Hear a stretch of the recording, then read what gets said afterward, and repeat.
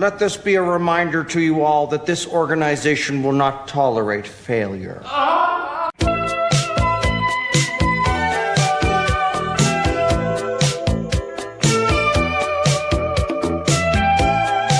The side of the federal building has been blown off, Jesse.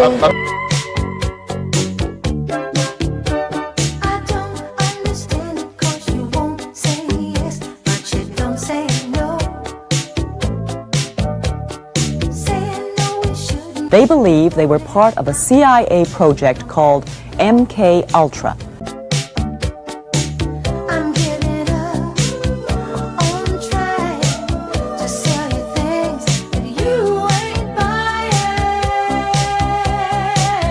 Just like a segment of society that is not living in reality. In a certain sense, we're kind of a little bit more Israel's vassal state. There are police chiefs facilitating prostitution networks.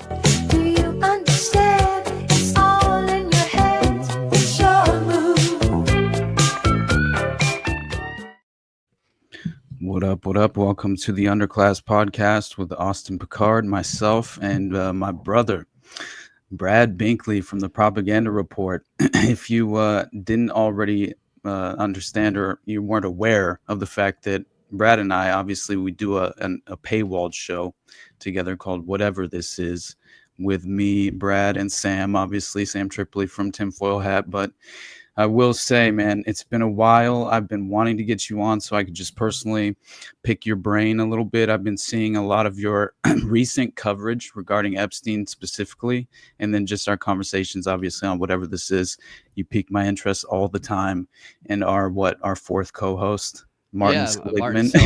I feel like man who will not be named by the government or any subpoenas, which I found out last night. Apparently, the plural of subpoenaing is subpoenaing, so it sounds a little gay. Yeah, that's what I was told. So. Oh wow! Yeah. By the way, I'm honored to be on, and it's good to see you during the daytime hours. I know we usually are recording late at night, but right. I always love getting to talk to you. Absolutely, brother. And I think that it's kind of funny because most of my shows are pretty much streamed late, later in the evening.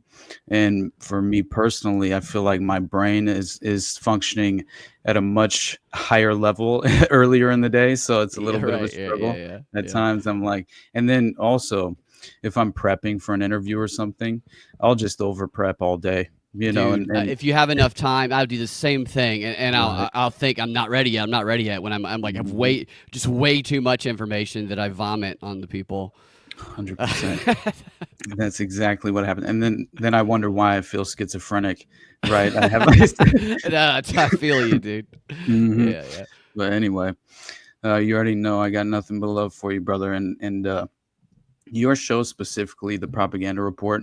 I've said this before, I think when you came on Already Dead, but dude, it honestly, in a moment, especially during COVID, it gave me this sort of life preserver for my sanity. It was at least a sort of avenue into, alternative theories, but that were providing legitimate credibility, and they weren't all theoretical. Obviously, you're providing legitimate evidence, but at the same time, it was just once more not at all within the context of the mainstream media in terms of their sort of it always seems as if there's a strategic misdirection. They always sort of ignore obviously the most pivotal smoking guns that draw these alternative theories into the much more, I would say, credible perspective. And so I just feel like what you were doing during that time, especially also during the election coverage, I thought the Garland Favorito, the election integrity expert you had on, I just thought all those episodes were, very valuable. And so again, I have to say, man, I love you, dude. And I think what you're doing is just, one of the most important things you could potentially, commit and apply yourself to. Because once again, it's you're breaking through, into what I view to be, the real actual power paradigm that's constructed behind the curtain, right? And essentially, we're never intended to get a legitimate window into that world. And so it's up to people like yourself to, shed light on that. And you're doing that like wonderful job. To hear that from you is makes me feel really good, because I think the work that you do is amazing, and you're blowing up right now. So I love to see it. Thank you so much, man. But again, you definitely were a large part in inspiring me to finally make a podcast and start the underclass. So yeah, it is every time I get the chance. And another reason why, like, what's up, Shy One? Everybody in the chat, what is going on? Yeah, we already have Steve Lafayette. He already said 8 minutes in. Yeah, we got it right off the bat this time. I know, right? Our fourth co-host, right? Martin Seligman, on whatever this is, but we'll get deeper into who that individual actually is, what he represents. And also, it seems like there's a legitimate, credible window and an avenue of investigation into a potential mind control component in the Epstein network, which is very under-acknowledged, I would say. And that's also piqued my interest a lot. Whenever I would say that's why you don't know. Most people have never heard of Martin Seligman. Yeah, that makes the most sense to me, especially considering the funding that you were mentioning as well. But yeah, just the relevance, how relevant this all is at this very moment. You know, I feel as if, you're seeing like Mike Baker, which seems like a CIA asset who's obviously intended to misdirect the public by, of course, his sort of, performances on Joe Rogan, right? Which always frustrates the hell out of me. Have you seen Baker, the CIA operative who goes on Rogan so very often and tends to just provide essentially the CIA narrative to Rogan and his audience? Yeah, like a limited hangout type stuff. Exactly. It does feel exactly like that. This is how the CIA feels about this issue. Yeah, all right. He's a spokesperson for him through the podcast, and they're obviously going to go to those the biggest podcasters to get that message out. Right. Exactly, man. Oh, hell yeah. We got JJ from Operation GCD in the chat. Hypnosis and occultism, definitely part of the Jeffrey Epstein biz. Yeah, 100%, buddy. But anyway, with everything going on, Ghislaine, I mean, even Virginia Jeffrey's family coming out and just recently sort of reacting to Trump's statements, which we'll have to watch that video. I haven't seen it yet. I was interested in what they had to say. I'm sure they're not happy about a potential pardon. No, they were definitely trying to paint Ghislaine as much more of the sinister operative within the context of the network itself. And the abuse, I think she's above. I think she was probably Epstein's handler, and I feel the same way. Yeah, I feel the same way. And but it was like a reaction to Trump's statement, right, about how Virginia was essentially stolen from Mar-a-Lago. I know what the worst way you could. No, I know you guys think that I stopped it because I didn't like him being a creep. Like it's like you change the definite. People who really love Trump be like, yeah, he thought Epstein was a creep because he was trying to fondle and be inappropriate around these girls. He's like, yeah, he's a creep because he tried to steal my young massage therapist. Like, it's just like we talked about the other day. It feels on purpose. It's so bad, the reaction to some of this stuff. Yep, 100%, buddy. But anyway, I think honestly, you can start wherever you would like, and we can weave throughout the sort of conversation, like certain aspects of. There's definitely some. I saw certain court documents that showed, obviously, like victim testimony that kind of just in a brief, very brief statement, sort of, I think, put the Epstein network into a perfect perspective, and as far as just the public perception of the network itself. And you never hear these statements very much, sort of resurfacing or I would just say gaining any more coverage, in recent days, which is very strange to me in terms of what the actual victims claimed the network represented and how it functioned. So we can discuss some of that, but I think a lot of the information that you brought forward recently kind of names these. It honestly, it brings to the forefront the more of the unnamed, pivotal, prominent figures within the context of the network itself. But man, I mean, you can honestly. I'll show you if you want to see it. I'll show you the document that nobody ever really talks about. Let's take a look on. So this, just to This is from it's from Pacer. You can't find this full document on regular Google search. That's why most people have never seen all of it. So what you have seen from this is you've seen like the snippet where it says that Epstein helped create the Clinton Global Initiative. People have circulated that for a while, but the context in which that was presented has not been circulated. This document, I call it the most important Epstein document because it is a document that was written by Dershowitz in 2007. That is what resulted in Epstein getting that sweetheart deal. It's a plea letter. And the Clinton Global Initiative and his relationship with Clinton is mentioned because the letter, when you read it in full, acts as an intimidation document delivered to the federal prosecutors that, to me, kind of reads as, if you want to continue to take this forward to trial, you're not just going to be dealing with Epstein, you're going to be dealing with these institutions and these, they name 5 specific people who are willing to lend their name to help Jeffrey Epstein get a deal. And these are very powerful people, I think more powerful than any sitting president. And the 5 names that are used to carry this out, and it was successful, he did get that sweetheart deal. On top of Bill Clinton being named, there's a bunch of people referenced. There's a bunch of like CFR and Trilateral Commission, all of these, like, you're dealing with somebody who's well above your pay grade. Right. And why don't you take this deal, what little of a deal that we're willing to offer while we're still willing to offer it. And the 4 other people that were named in this document are scientists of the elites, and they have been for decades. One of them, as you can see here, it's kind of hard to read. Let's see if I can make that a little bit bigger. Can you see that okay? Yeah, I can see it pretty well. Make it a little bit better. So this paragraph here, in the past 4 years, Mr. Epstein made grants to research programs at major institutions under the supervision of some of the most highly regarded research professionals and scholars in the fields, including people he donated money to, include Martin Nowak. It's Novak because he's, I think, Austrian. A mathematical biologist who studies the dynamics of infectious diseases, among other things. Martin Seligman, known for his work on positive psychology. Roger Schnack, a leading researcher in the application of cognitive learning theory to the curricula of formal education. The renowned physicist and cosmologist Lawrence Krauss, and many others. So those 4 guys right there. If you're serious about subpoenaing people, is what I heard it was called. Peening, if you're bringing people in to actually find out what is known about Epstein and his network, then you start with these 4 names. Now, one of them is dead, but associates of his. Roger Schnack is dead. He died in 2013. Now, what Roger Schnack does is he was an early pioneer in AI.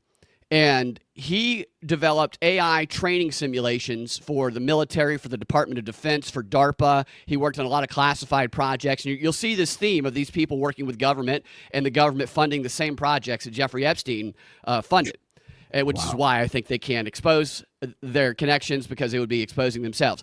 But this guy lived next to Epstein. He visited Epstein in prison the first time he got arrested, which makes sense why he lent his name to him. He took money from Epstein both before and after he was in prison the first time. All of these, 3 of these guys we know for sure did, which makes sense why they would want to lend their name to help him get out of, escape justice, potentially facing life in prison, and get that sweetheart deal, because he was their source of funding for what seems to be a large portion of their career. And this guy Schnack, he said in a book in 2005, and I'm paraphrasing, but it was Jeffrey Epstein is living the life, referred to him as his friend and a good guy, living the life that most men would dream of, a life where morals don't get in the way. Of course. Yeah. I mean, he says it pretty plainly there. Now, that was in 2005 before he had that. So he's obviously aware of some of his activities. And then we go to this guy, Lawrence Krauss here, who he's the guy who first stated the theory that there is dark matter that populates the universe everywhere. So if you want to get into the chalkboard, explaining the chalkboard, Epstein's chalkboard that somebody sent O'Keefe a video of, it connects to all of this and this dark matter theory. So I don't know if you saw the dark brain on the chalkboard, dark brain. So what I'm pretty certain that that's a reference to is Lawrence Krauss, dark matter theory, dark energy theory in the universe, mostly populated. what Epstein was studying with all this money he was donating and these scientists, some of it had to do with the dark regions of the brain. And there's a bunch of research studies that equate the 60 to 80% of the brain circuits that don't respond to any exterior stimuli, and it's really unknown what their function fully is and what they're a reaction to.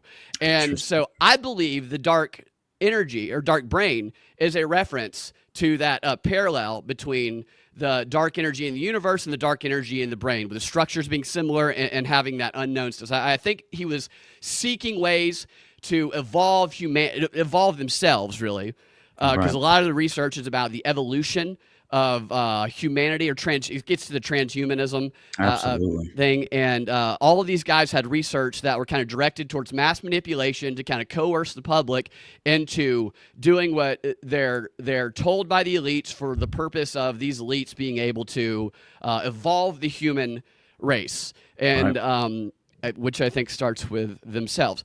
But Cross, he organized a science meeting called, it's like a Confronting Gravity, I think was the name of it, on Epstein's Island in 2002.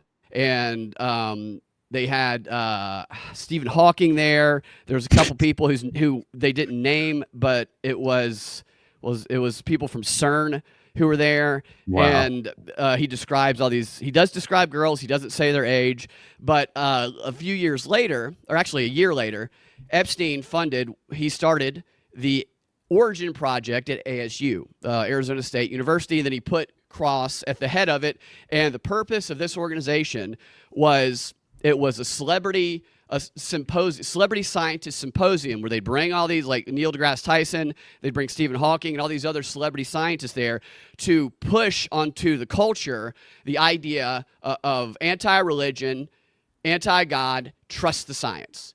So trust the science culture was originated as part of the Origin Project when it comes to a concerted effort to separate people from religion and God and replace that God as the scientist. Now, funded by Epstein, this project was. That is honestly amazing. It's crazy, right? Yeah.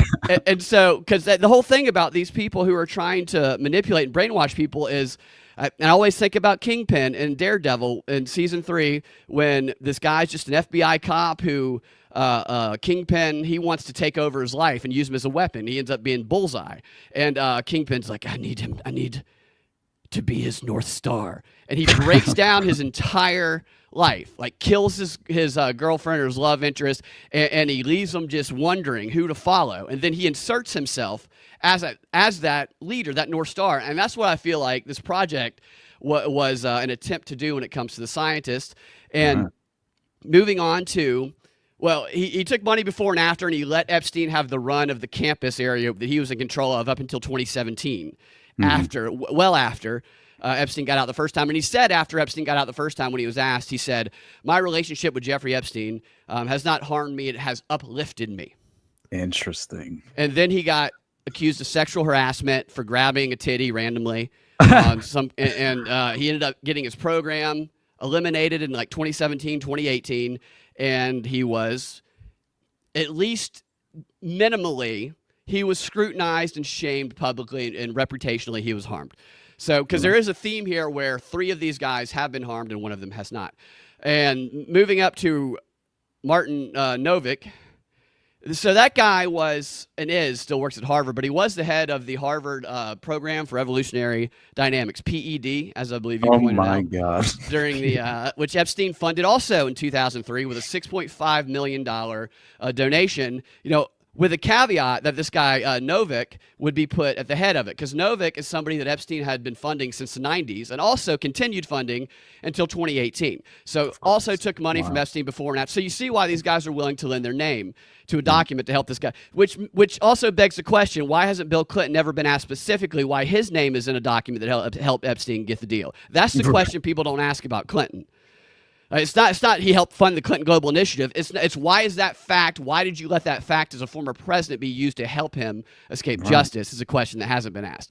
And this guy, Novick, so this program, first of all, Epstein had an office in this building. Epstein moved the facility he said, we're going to do the facility off campus, which was out of the ordinary. And this all comes from a document that Harvard published in 2020, an internal investigation about their connections to Epstein. So you can find it on Harvard's website right now. It's like called the investigation into Jeffrey Epstein's connections to Harvard. And Epstein had an office there. Epstein would give Novak a list of other professors at the school he wanted to meet with. Novak would go run around, gather them, bring him over to the office. Novak was his like errand boy. So the theme here is Epstein was in charge of these two guys for some reason, probably because he was their source of money, partly. Who knows what other reasons he might have been. But he also would have parties at this Harvard building just on the weekends. He'd bring girls around. And both of these institutions, he would bring around young girls and just be making out with them in front of all of these people. And this guy also, Novak, helped Epstein get into a program called the Harvard Visiting Fellow Program, which is designed for graduate students who are pursuing their PhD and are hoping to be able to use the Harvard's resources to do their independent research, not for a 52-year-old creep who hasn't graduated from anything, but nevertheless, because this Novak guy, which Epstein put there, was there, helped him get into this program. We can come back to that here in a bit. So this guy, his research has, and it's been funded by Epstein for decades, or it was, up until 2018, which, by the way, I should say, after Epstein got out the first time, he continued taking donations, but he hid where the donations are coming from. So Harvard didn't realize, and then he also kept all of Epstein's visits to campus, which he still let him come have the run of campus until 2018. He kept them a secret. And this was eventually exposed, and then Harvard eventually, they eliminated the PED program, and they suspended this guy for a couple of years, but now he is back teaching. As he's a professor at Harvard doing some similar, yeah, it's crazy. And so his research into the origin of all things, partly, it's a combination of different subjects and like theories, but ultimately what his pursuit is, and he describes this in a talk called The Evolution of Cooperation, which is part of this field of study, which he gave at the edge.org, the Edge Foundation, the Billionaire Dinner, the World Dominator Dinner, as they call it, which all four of these guys are associated with. All four of them published in that, which Epstein was the main funder of at the time. Yep. And his subject was how to get cooperation down to the mathematical, neuroscientific level, to the point of where you're examining how brains react and the thermal transfer of heat in the brain when certain strategies are used to try and gain compliance and minimize what he refers to as effectors. And when you read his discussion, you can read his work, but when you read his discussion about this on edge.org, it's very clear that it's how do we get the plebes just to do what we tell them to do? Because according to his theory, evolution, I referenced this earlier, it works like this. It's a combination of biological processes similar to Freud, but the main driver of evolution is cooperation in all species, plants and everything in ecology that he studied, and he has kind of extracted that out. Now, humans to evolve, therefore, must minimize defectors and must maximize cooperation, with them kind of setting the standard for what must be cooperated about. So it shouldn't surprise you to know that this guy was a consultant on what strategies should be used to coerce people into taking the jab during COVID. My God. It's wild. So Epstein's connecting to effectively the scientific God hole. And he's also directly connected to not only there's MK Ultra mind control aspects to this, clearly the research that you just sort of laid out, but you're also saying that he was directly linked to scientists who were pushing the COVID vaccine at the time, right? And during the hysteria, and essentially he funded their work. Just so the government and him were funding the same type of research, which he funded the origin of. So 2003, he started the ASU project, this project, and then later, government's funding the same work that he's still continuing to fund until Harvard finally suspended him in 2018. My God. Well, no wonder. What was it? Jeffrey, I think he donated like 6.5 million or something to Harvard while they were doing that PED program. It was to found that program in 2003. Wow. 6.5 million. And he got them like, so this is where the money laundering aspect comes in. Is he would bring all these other people, I think like Leon Black is one of them maybe. He would bring all these other really rich people in, and he would get them to give money to the same program. And that's where my investigation for the front for a money laundering operation would start. But this is another guy who could be subpoenaed. Right. And moving on to the fourth guy, Martin Seligman, our fourth co-host. This is the guy who has never been asked about his relationship with Epstein. And before we started talking about him, the only connection you could find with him and Epstein was him being interviewed on edge.org, bragging about his friendship with Jeffrey Epstein. And very much, he comes off as somebody who's a nerd, who's so excited to be around these people he think are very popular.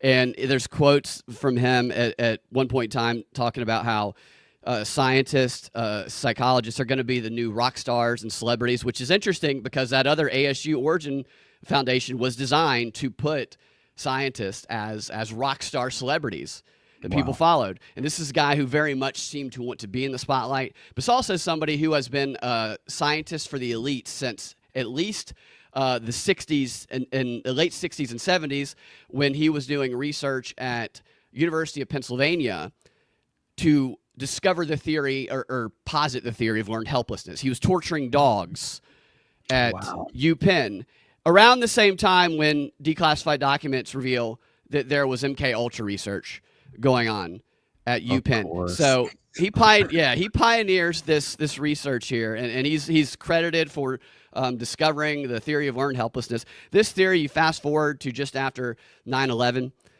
he was visited by CIA agents. They had a meeting. And at that meeting, he described how his experiments on the dogs worked and what he believed the impact could be, which he had said earlier. He believes the same effect could happen on people if you did similar experiments on them. And he says at that meeting, according to Seligman himself, there was like an Israeli intel person there. He doesn't know who that person was, which is weird. Just random people show up like at your house at a meeting, and it makes me think of the smoking man standing in the corner. Who's that guy? Shut up. Don't ask that. You know? Yeah. And so the CIA then took his work and they made it the foundation of the post 9/11 CIA Black Ops Guantanamo Bay torture program.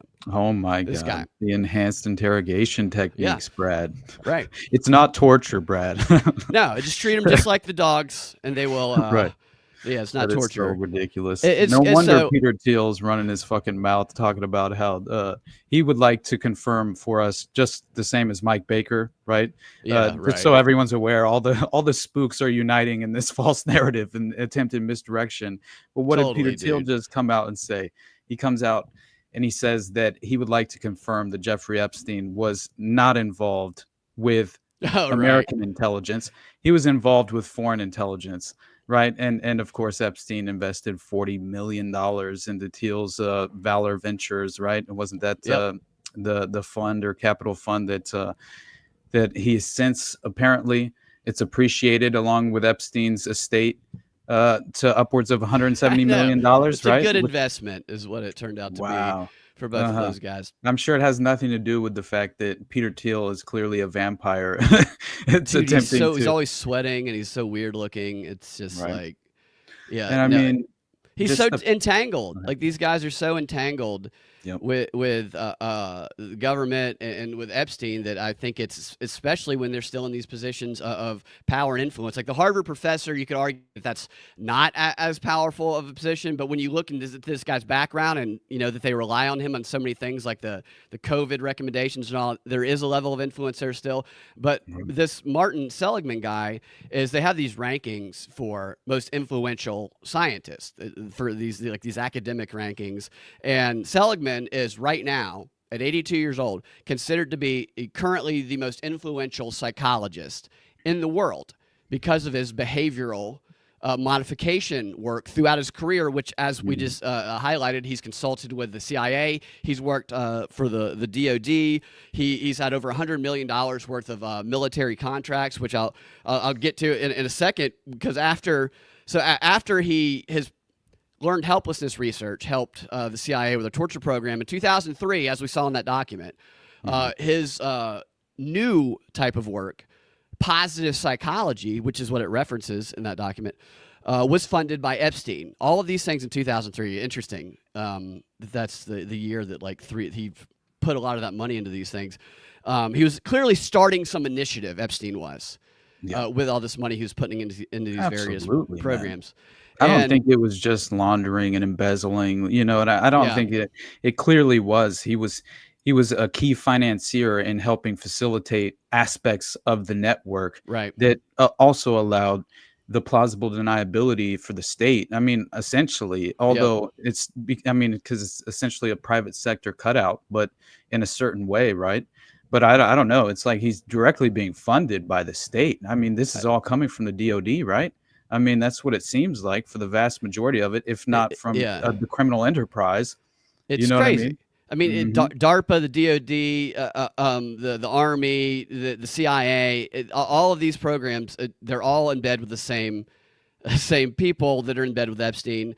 So it makes it hard to reveal. Like Martin Seligman should be the first person to be put on the stand, yet nobody's ever asked him a question publicly about his inclusion in this document to help Epstein get the deal, or that the UPenn positive psychology program, which the military. Let me explain what that is. That's actually referred to as just another way to say brainwashing by his colleagues.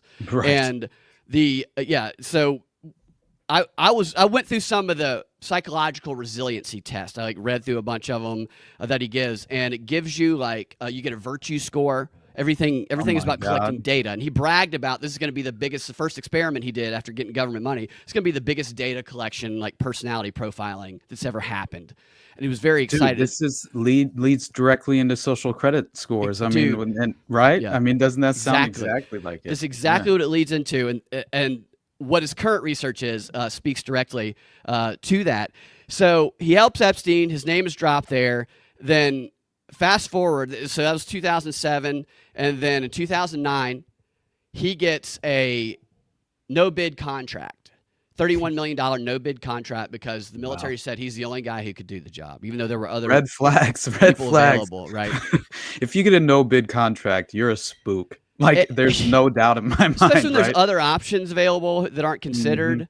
And some people believe that it was a reward for all the work he had done with the government in years past with learned helplessness and the interrogation program and all that. And this money was given for him to create this psychological resiliency program, which they actually paid him to do an experiment on the Army.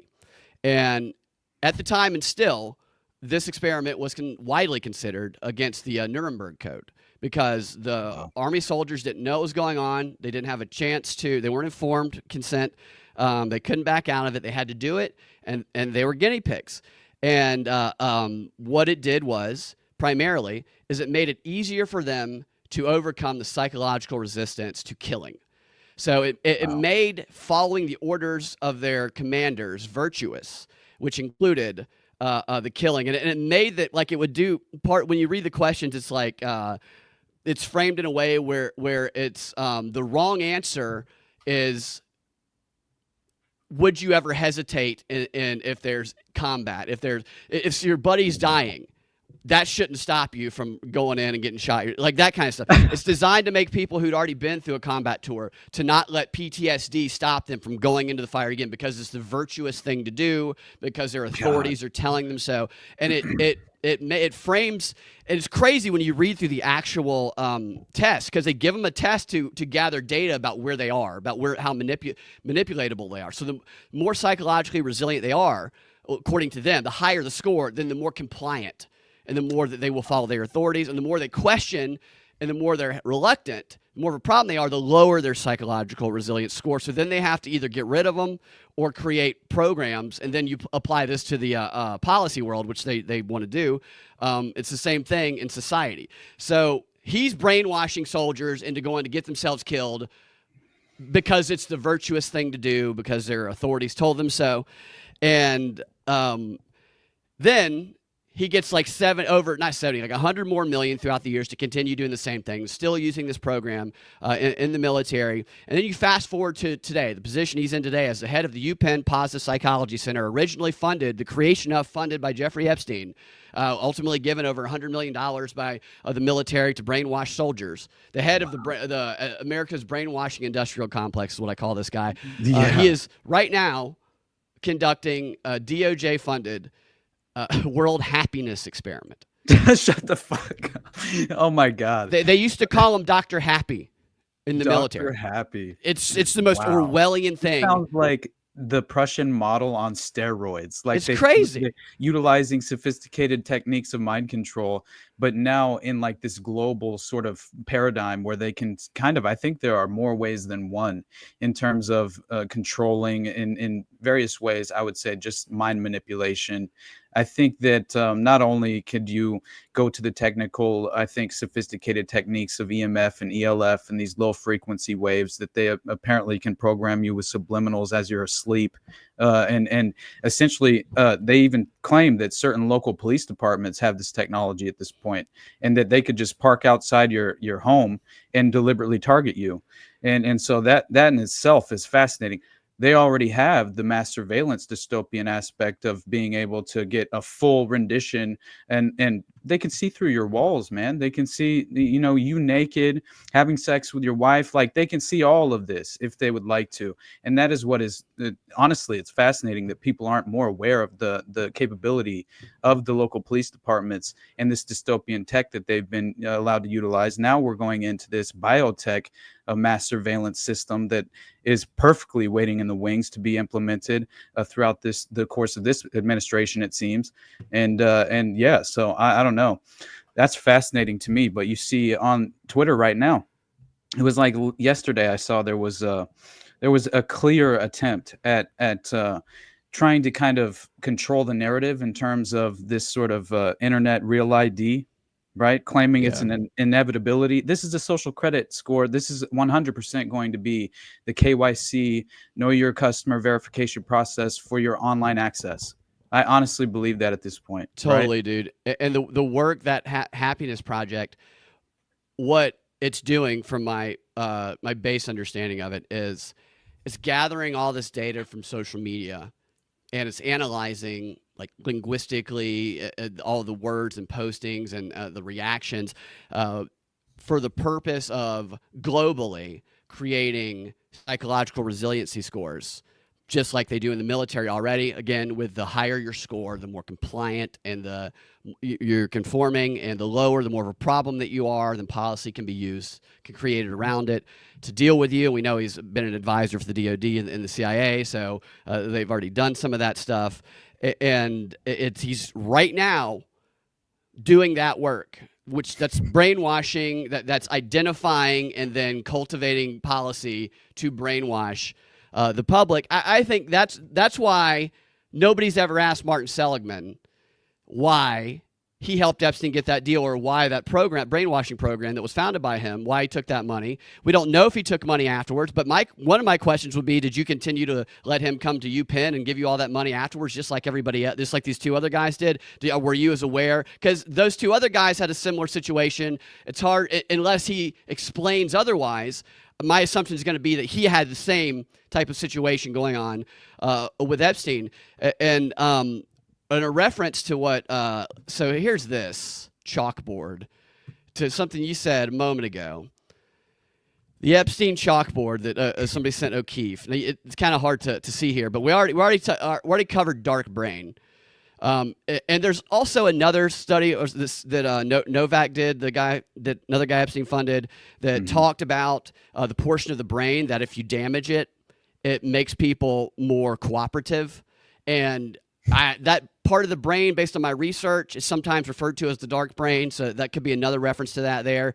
But music. You were talking about subliminal program. You see music up here, kind of in the middle, and then you see where is it again? I think there's no. All right, music, and then that word next to it. I'm pretty sure that's brain again.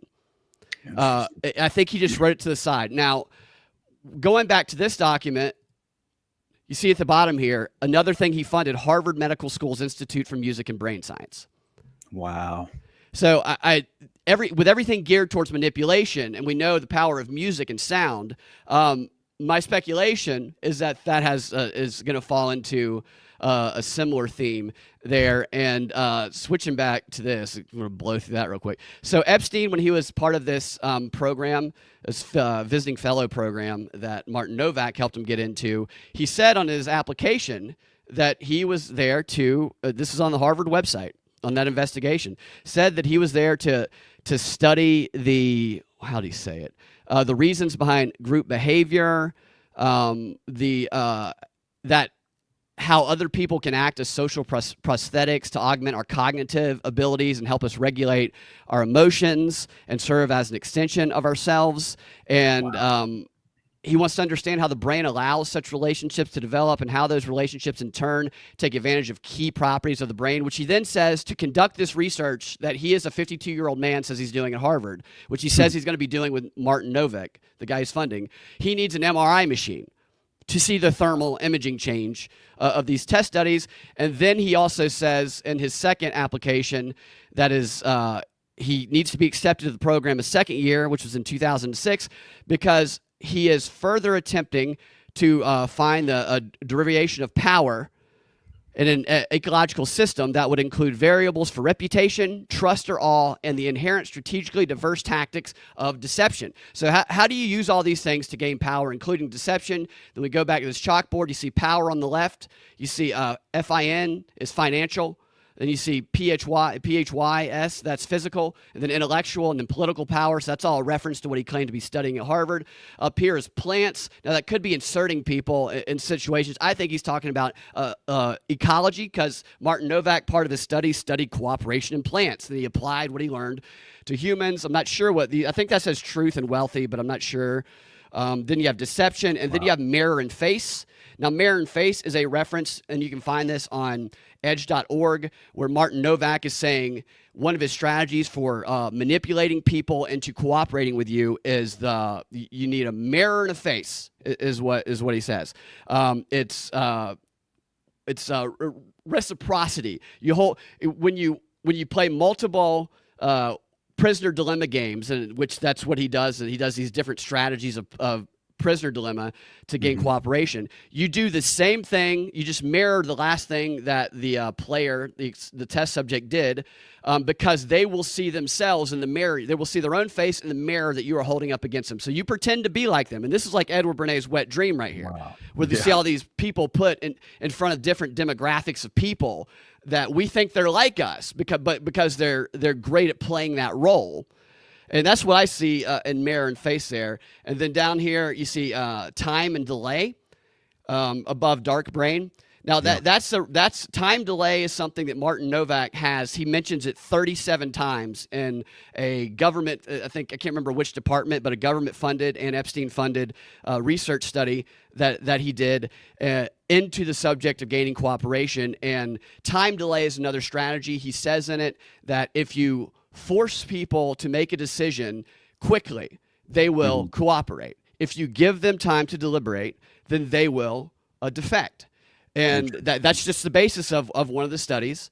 And they found that time pressure leads to more cooperation. So that's kind of an explanation of what I know. And up here at the top, I'm pretty sure that is a reference to evolution, which is reality is designed.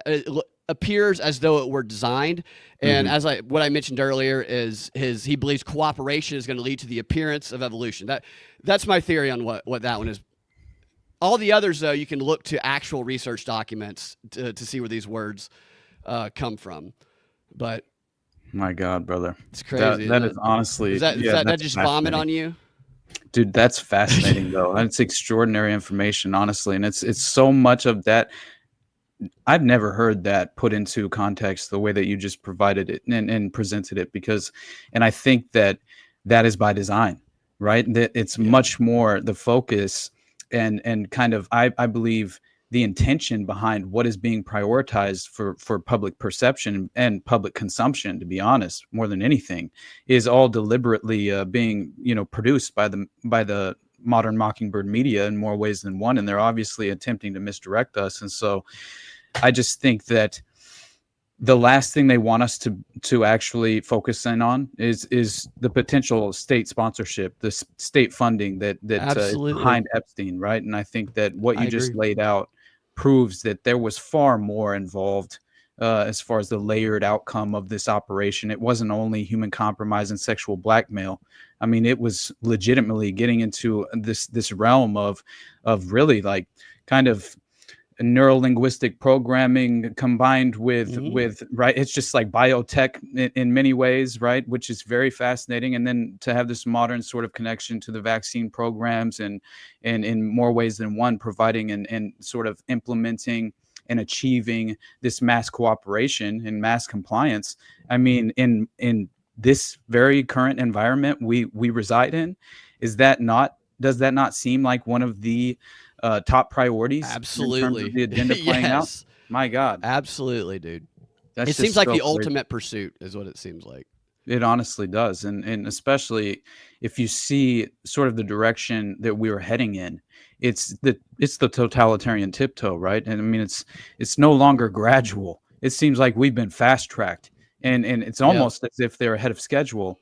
And now it's all just about managing our perception and how we sort of interpret reality and the power paradigm. And that's where you have like these children naive to the reality of what we face here and the true threat being posed. They're worshiping at the feet of false prophet puppets, essentially being just entirely, I would say manipulated. It's for what are political puppets. I mean, it's all for managing public perception in terms of the agenda and in play. And so that in itself is just like, we cannot focus and give our priority focus to that sort of smoke and mirrors, theatrical political theater that's playing out. And so I just think what you presented at this moment is extraordinary, fascinating, and I think it's more integral to the actual Epstein network than people are aware of, right? And that's what do you have here, buddy? Well, so this is the final thing I have about Seligman.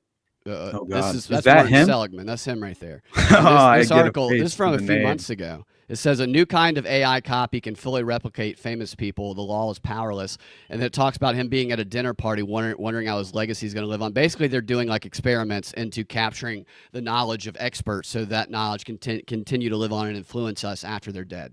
And they're using My Seligman as the test experiment. Oh wow.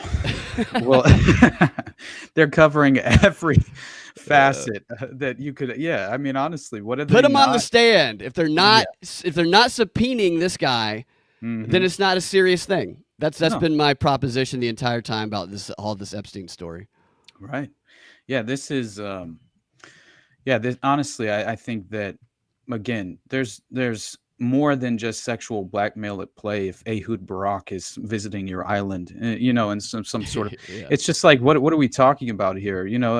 Leaders of just heads of state are involved, and it's as simple as obviously we've recognized the intelligence sort of a factor playing into the Epstein network, but the state funded, I think that is so important, and it's another thing that came out in the affidavit for Virginia Roberts, right? Virginia Jafrey before she died in 2015, right?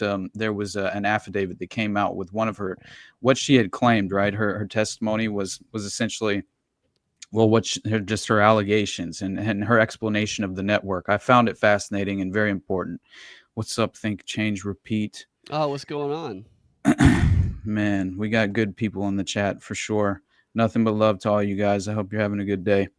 But yeah. So those documents are those are some of the ones that are available to read that people can find. And when they make it a big news story, like they always do now, they make things that have been known for years, like breaking news. It's been known for years that Trump's name is mentioned in all of these documents. Right. There's thousands of pages of documents available that just haven't been talked about, that now they're being talked about.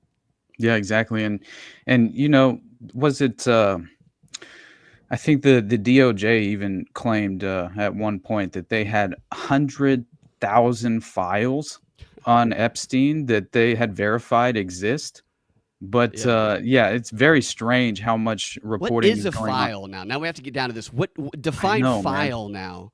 For Exactly. DOD. I mean, honestly, it's ridiculous how much we're attempted to, well, at least we're intended to kind of embrace these misdirected false narratives.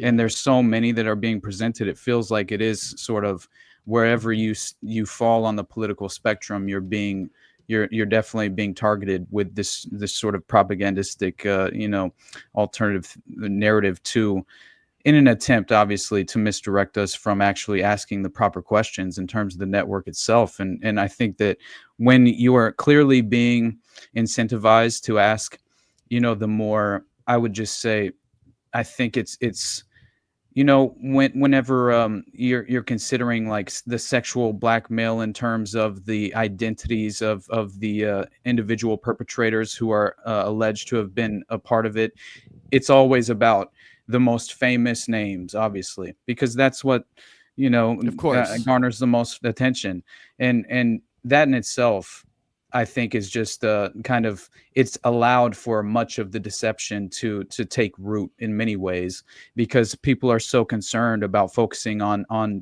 honestly what seems to be the low-hanging fruit aspect of what the operation was attempting to achieve, that in my mind feels very convenient and too convenient, and that to me feels like deception and manipulation. And so I'm just like, when you have more than one narrative playing out where they're trying to remind us of Russiagate at every level, Yeah, I know. It's so ridiculous. which is just ridiculous, as if they're actually going to perp walk Obama or Clinton, and Obama himself. Trump claimed he has immunity from any legitimate consequences. He's He gonna already go in a made burn that bag. statement.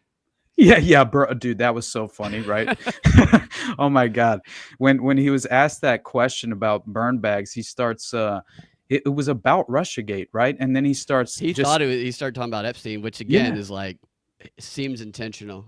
It's a tell in a certain way, but yeah, it does seem intentional. But I will say that I read through some of the various claims that that the victims were again making, as early as like 2010, some of them. But either way, it's very interesting because Virginia, especially considering what happened to her, and also, I mean, just this recent statement that Trump made on just regarding Mar-a-Lago, and kind of how the sort of relationship played out between he and Epstein. It's very interesting, but basically, in this affidavit, I thought it was telling, because again, what Virginia focused on was, I believe, to be far more important than what is sort of taking headlines, in terms of this network. Yeah, and I think that's what all the other misdirection, distraction is. And I think to get to that truth of people who were involved in it, for me, the place, that's why I harp on this so much, is the place to start is what is proven in evidence. And this plea letter is a court document that has 5 names that helped Epstein get that sweetheart deal. And that cannot be denied. It's court. Nobody's ever come out and said, I denounce my name being used to help him get that deal. And as I told you, those 3 of those guys can at least continue taking money before and after, and actually defended him publicly, said it uplifted their reputation. And so crazy. so That's probably those accurate, guys you start though, right? with. Do what? It's Yeah, probably accurate, probably though, right? because he funded their work for their career, Yeah. so it's not inaccurate from their perspective, I guess. Exactly. But it's those, instead of speculating about connections and relationships, how about go to the guys that said, "Yeah, he's my boy. I helped him get that deal," and then how about asking the one guy the DOJ is still funding to do brainwashing research, who's never been asked about it, but you can prove his brainwashing research was funded initially by Jeffrey Epstein with a court document, and yet they never focus on those. So from there, not that they're going to tell the truth or be honest, in fact, they might say, yeah, he was my boy, I plead the 5th. That's probably what they would do. But nevertheless, at least show that you're aware of it, but they won't, because it's too deeply entangled. 100%. Yeah. I think you're absolutely right. And there's no, real way to deny the fact that this is all sort of playing out in terms of one facet of this I find very interesting is that this is providing a very convenient sort of it is a misdirection in certain ways in terms of the overall policy at play in this current administration. I think it's very convenient that this is now in the sort of at the top of all headlines, garnering the most attention, while meanwhile there's a legitimate genocide that seems to be playing out, to right and honestly, it feels like they're achieving far more than, I mean, I had predicted that it would continue to escalate, obviously, which I'm not proud of the fact that that was an accurate prediction. But at the same time, it was just like, I felt like all these geopolitical conflicts playing out at this moment are leading to an international conflict, no doubt. It seems like it's by design. And so this feels like a perfect way. One, like he's lame duck, no matter, unless they honestly attempt some sort of like precedent setting notion where you have a third Barack term Obama versus Trump. Oh my God, could you imagine? Oh wow, that honestly, if they can run for a third term, Obama's getting put up again. Oh, for sure. Yeah, and it would open the floodgates on some, honestly, and why wouldn't they hope for sort of reutilizing assets that have been so useful in the past, like in terms of just the permanent establishment and the sort of presidential administrations that are very obviously just, the willing puppets performing in the theater. The entertainment, the entertainment value would just be higher than even Trump versus Hillary with Trump versus Barack if they really want to maximize that. Yeah, honestly. And imagine who the VP would be. I mean, the candidates, right? Like that's always the interesting part, because it seems like they get put on a path, at least often. It's kind of like providing them with future credibility in terms of a future run a presidential administration. But I do honestly view Gavin Newsom and AOC as some sort of horrific recipe, but honestly, so who's the head? Is AOC the head and Gavin? I would think that Gavin would at the very least be he would at least give her his platform and uplifter, and he'd take. I think so. Yeah. Yeah. Right. Which, by the way, you see Gavin go on with his little PR attempted rebrand on Sean Ryan, and he gets like handed a cig, and it turns out. No, like a 6 hour, like just the weapon. I thought you meant a cigarette. He's like smoking cigarettes. That would be so funny. I wouldn't at all be shocked after that performance. It was hilarious. Dip.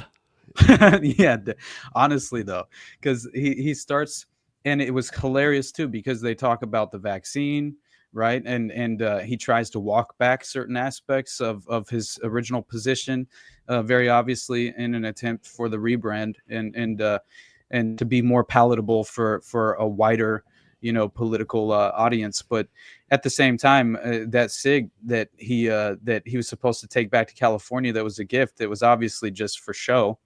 Allegedly, there's articles that were talking about how he basically gave it back. So it was all just a performance, and essentially due to his own dystopian gun legislation in Los Angeles or in California, he couldn't even bring the gun back, right, and have it properly registered, which is so funny that was actually, it just proves the fact that clearly that these people are just actors. And they rely on short, not necessarily short memory, but we're so overwhelmed with stimuli that they can be one way 1 week, and then a month later, because we've been so pumped full of information, they can just flip and be completely different. And they don't care about hypocrisy. Hypocrisy no longer really slows them down because of the ability to make people forget with such stimulus overload. 100%, buddy. And but it's so crazy to me because obviously you have Ghislaine. She's seeking a pardon, right? She's granted limited immunity already. I after have that social media. ability to give her one. I love how that was the answer. I can give her one if I want. I know, which is just that, along with the recent report that Trump's considering giving Diddy a pardon. Come on now, imagine Who if doesn't by like the to end, have another guy's cum rubbed on his nipples? Raise your hand. I Imagine. mean, we've all done it. right, by the end of Trump's administration in this presidency, this term, Diddy and Ghislaine will more than likely receive a pardon. Honestly, like it does feel this way. You should make Ghislaine the press secretary. She should be taking questions. Oh my God. Like What I do you did think about actually, that? What happened with wouldn't she move to Texas and they haven't oh given my much? God, I saw Yeah, I that need to right before pull we that up. started the show. dude. Let me pull that up. Do you mind riffing for 5 seconds while I go get some more coffee? Yeah, go get some You coffee. cool with that? I'll be right back. Yeah. Be right back. So I saw right before Austin and I jumped on, and I hadn't got a chance to read the article yet, that Ghislaine was moved to Texas. And my first thought is she must be going on Rogan. She's going to reveal all on Joe Rogan. But that's probably not likely the case, although that would be I would watch that. But I'm definitely I was of the opinion that there's no way there's a pardon coming. But there's definitely something going on. Was she ever in jail? Think, change, repeat. It's a good question. We only saw photos of her looking kind of ragged, but you can set those up anywhere. So who knows? I'm interested to see where this goes now. The only way, the only way, if he gives her a pardon, then he better be frog marching hundreds of high profile pedos in front of the White House the next day. That's the only way, and that's not going to happen. So I can't imagine an actual pardon for her. Like what are they? It's crazy. Ghislaine, she's a victim. I just don't.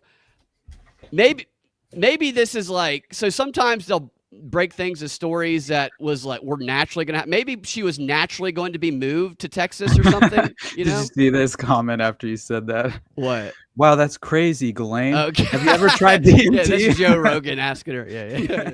She's like, yeah, that's great. That is so fucking funny.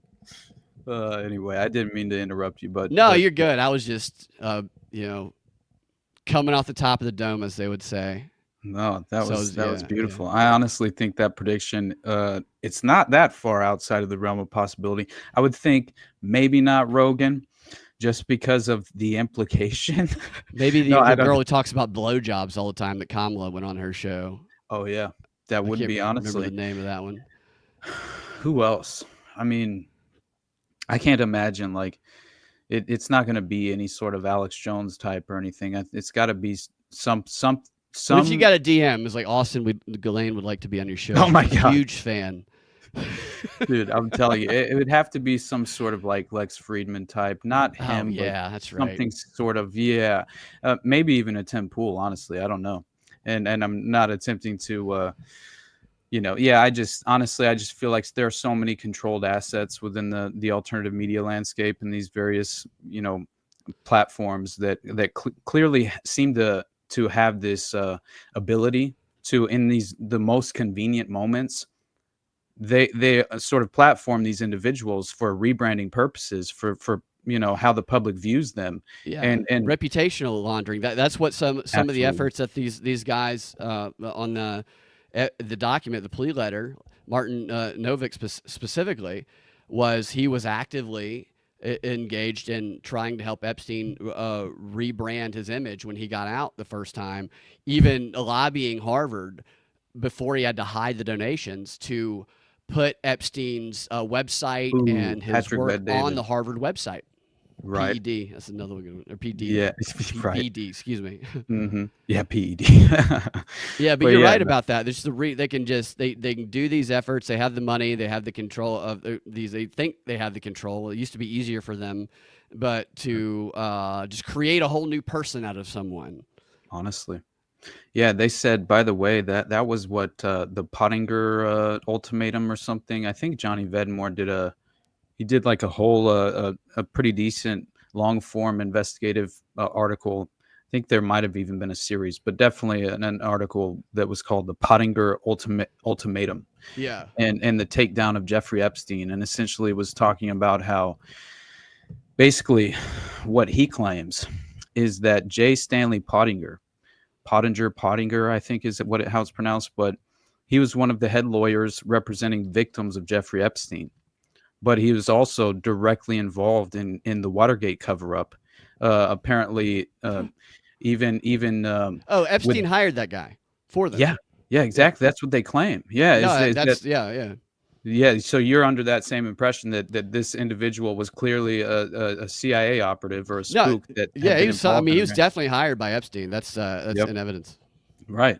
I'm just like, I think the most interesting aspect of it is that it seems as if he was attempting to obviously control the victim's defense. Oh yeah. Right. And get out in front of the victim's defense and essentially just in my mind disrupt any sort of honest attempt at seeking justice, right? And they probably couldn't afford to hire another lawyer, by the time right. Yeah, I wouldn't. He wasn't giving them retirement funds when he was paying them. He was probably just paying them if I had to speculate, probably not all that much that got them past the moment. I heard Call Peter Her Daddy, Knight. by the way, is the podcast. DWS says it. Ghislaine, that Maxwell's going to go out. That's so funny. I wouldn't be surprised, honestly, but this is crazy because Pottinger, he's directly connected to the this is very interesting because it brings up Gladio and Operation Condor, or Operation Condor, I'm pretty sure. And the Phoenix Project, like they just essentially named these covert operations based on some sort of like bird that was, native to the area. I swear to God, that's what it seems like. I always wonder the brainstorming room when they come up with these names. Right? No, I'm telling you, they used to be a lot better at naming things. These days, everything feels a lot sloppier. But it might just be a sort of fact, like. I kind of view that as potentially being the ultimate consequence of the degeneration of society at large. You know what I mean? Like it's so much. They can't even give us run. good named psyops anymore. Honestly, man, and the psyops are so sloppy, yet they still achieve their goals. It's just like, right. Honestly, man, it's astounding to me that people aren't waking up in mass. As far as in this very environment, it's so obvious at face value that we are being deceived and manipulated. And this plays perfectly into this because Pottinger himself was also, not only did he help with Mark Felt, allegedly, Mark Felt was going to answer the question of who is Deep Throat during Watergate. And basically, Pottinger himself reissues the question by saying essentially like, we can withdraw this question, right? If you answer it this certain way. It's very strange. And then instantly the question is then withdrawn based on the response from Mark Felt, which is fascinating to me because it just proves out that Pottinger was already all the way back then in 72, or 74, whenever, the fallout's occurring. He's basically inserted himself and infiltrated the council, or the actual what was the name, the committee that was seeking to investigate the Watergate scandal, and he's strategically put in place where he can get a question withdrawn from the record. Right. That's fucking crazy, right? Because that alone helps prove that this individual has been manipulating public perception for decades. Right. And then he's directly employed by Epstein himself, and he's in charge of the victim's defense. Man, it's that deep entanglement with the government. Like, that's wild. Right. Isn't it? It's so fascinating. And you consider that with the whole State Department renting a townhouse that was seized from Iran to Jeffrey Epstein, right? That I mentioned on whatever this is the other day. Yeah. And then they sue his ass. And the guy that he's illegally subletting the apartment to is completely drawn into Operation Gladio and these mob figures that were that assassinations and things of that nature. But he so I'm has not no intel. He's just a guy who he's just a disgrace. he liked foot massages, dude. Yeah, that's it. That's all it is. That's just like His girlfriend was just the daughter of a spy who died mysteriously, who wasn't Israeli but had an Israeli funeral that a bunch of Mossad people went to, So but he wasn't crazy. Mossad. It's just a coincidence. Right. I read somewhere, man, I can't remember where I read this, but I had read that Epstein himself had a quote that said that if he was attempting to not be exposed, right, and to remain private, flying with Clinton was a huge mistake, right? Right. Yeah, it was very interesting. I forget the quote now. I'm going to try and find it here in a minute because it's honestly, it's very strange the way he said it. It seemed as if there was potentially, a little bit, it was more of a tell than people are aware of, obviously, right? And I think that once you have more context, you start to see what happened. He essentially overexposed himself and the operation, and therefore became, what's it called when you become a deniable asset, but you're hung out to dry. I can't remember the name. But either way, there's a term for the strategic asset that is overexposed and essentially is left hung out to dry, and it's all strategic in keeping the cover up, in place. And for some reason, he had all these people, and that's why I think the relationship between him and those four guys in the plea letter, at least the three of them that we're aware of, that's documented, was clearly that they were running around doing what he directed them to do. Makes sense to me. And so these are people getting funded by the government to do cognitive brain manipulation type studies and stuff. That's why Martin Seligman was he also directed by him, and then who was directing Epstein, and it goes back to Maxwell, and it's all those things that they're not going to focus on. Because he killed himself. We saw the video. Kash Patel, even though he can't see what's right in front of him, was able to see. He was there. He knows what it looks like. Mm-hmm. Definitely, man. Yeah, I think when obviously that you have like at the Billionaires Edge Foundation dinner, you had Sergey Brin, every single Jeff Bezos. Yeah, exactly. I mean, it's just. I don't know. Beyond the fact that Epstein himself, global dominators dinners, like they called them, the world dominators, global dominators, the alien and lizard dominate. Like they would have these different, like kind of mocking names every single year. Of course they would. It sounds so much like the Club of Rome and the Committee of 300, and like sort of like these behind the curtain meetings held at Chatham House or the Royal Institute of International Affairs. Yeah, I mean, it honestly feels that way. And then you have the fact that he was a member of the Trilateral Commission. Yep. What are we doing? The CFR, yes, the Rockefeller Institute. I mean, come on now. Those are all named in that plea letter as groups that he worked closely with. Right. And that in itself, like, my God, beyond the mega group and this major, Zionist component that was attached, which I will say, according to Epstein's niece, allegedly, have you heard this recently? She just went on Sean Atwood's a podcast, right? I haven't listened to it yet still, but I'm going to try and listen to it this weekend because I don't think so. I'm very interested. Yeah, I showed this on Tuesday whenever I was interviewing Donut, and we talked about it for a minute because it's just like, honestly, her name's Anya Wick, and she has some insane, extraordinary allegations that she's putting out publicly at this moment that talks about how basically, the individuals along with Epstein who abused her. Right. And she claims that she's Epstein's niece, and she says that she was directly abused by Larry David, Harvey Weinstein, and Jeff, and they were introduced to her as her uncles, basically.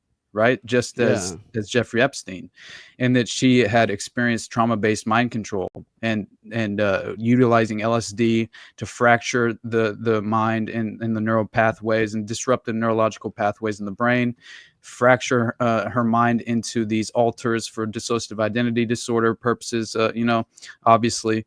And then she talks about amnesia, right, that she experienced over time, and she allegedly even she claims she transitioned genders 2 different times, went back to her original gender, and this was all a way to basically chemically escape her abuse, a lifetime of abuse. So I kind of put that out and posited this on Tuesday. Like, imagine if you've been so sadistically sexually abused that now your pleasure centers, the pleasure center in your brain has been entirely, co-opted and compromised in a way to where now the association, when you feel pleasure in that way, is only going to be associated directly back to your prior abuse. And so imagining that you're so sort of, affected by this, obvious trauma-based sexual abuse and these very sophisticated techniques, that you would then sort of chemically create a scenario where you are effectively asexual. So you wouldn't pursue, any sort of sexual relationships to any extent. And you have a lot of money too if you're trauma. able to transition back and forth. That's true, right? I did find it interesting though, because she claims like it directly had to. Apparently, it had something to do with she says that they were apparently worshiping the cult of Baal. They were members of the cult of Baal. So she brings in this occult, sort of thread to the situation, which I find even more interesting. But what's the cult of Baal? Well, it's basically just BAAL, right? It's just another occult organization that worships these ancient deities, right? That essentially it's satanic worship in a way, but Baal is this. It's essentially like it's the god of fertility. There's much more to it because it obviously, there are different forms of worship in terms of Baal himself as an entity and deity, but it's all this sort of, back to antiquity. They kind of go, it's very interesting how much this extends far back beyond and far before even the 18th century hellfire clubs that sort of figured out a way to structure the human compromise and sexual abuse and then leverage it and exploit it as well, because there had been, it effectively was common practice and commonplace in many cultures to abuse children and then to have sexual orgies for the elites. That 100% has been recorded for far too long. Dude, that kind of stuff, like if you're reading like Plato about Socrates, I used to tell people, I was like, you read that stuff, it's like the most mind-bending, mind-expanding stuff you'll ever read. And then you'll get to a paragraph that's like, and then Socrates took a 13-year-old boy to the bathhouse. And it's like, dude, it's so why? Crazy. I know, man. Yeah, I will say that she does have like some outrageous allegations that are a part of her story. But actually watching her, she did like this sort of public service announcement in a way in terms of her just publicly, making the allegations privately. I think she basically just solo on a TikTok interview. Essentially, she just put out what she claimed happened to her, and it's like 6 minutes. You can watch it, and it's really interesting. Honestly, I played it on Tuesday, but she also says that she says that she was born Anya Beth Epstein. She changed her name multiple times, but she claims she was born in '88, June 4th, in Boulder, Colorado, with her twin brother, Shia LaBeouf. What? I swear to God, dude. I thought it was. Wow. I know. And so first off, I was just like, "There's no way this is legitimate, right?"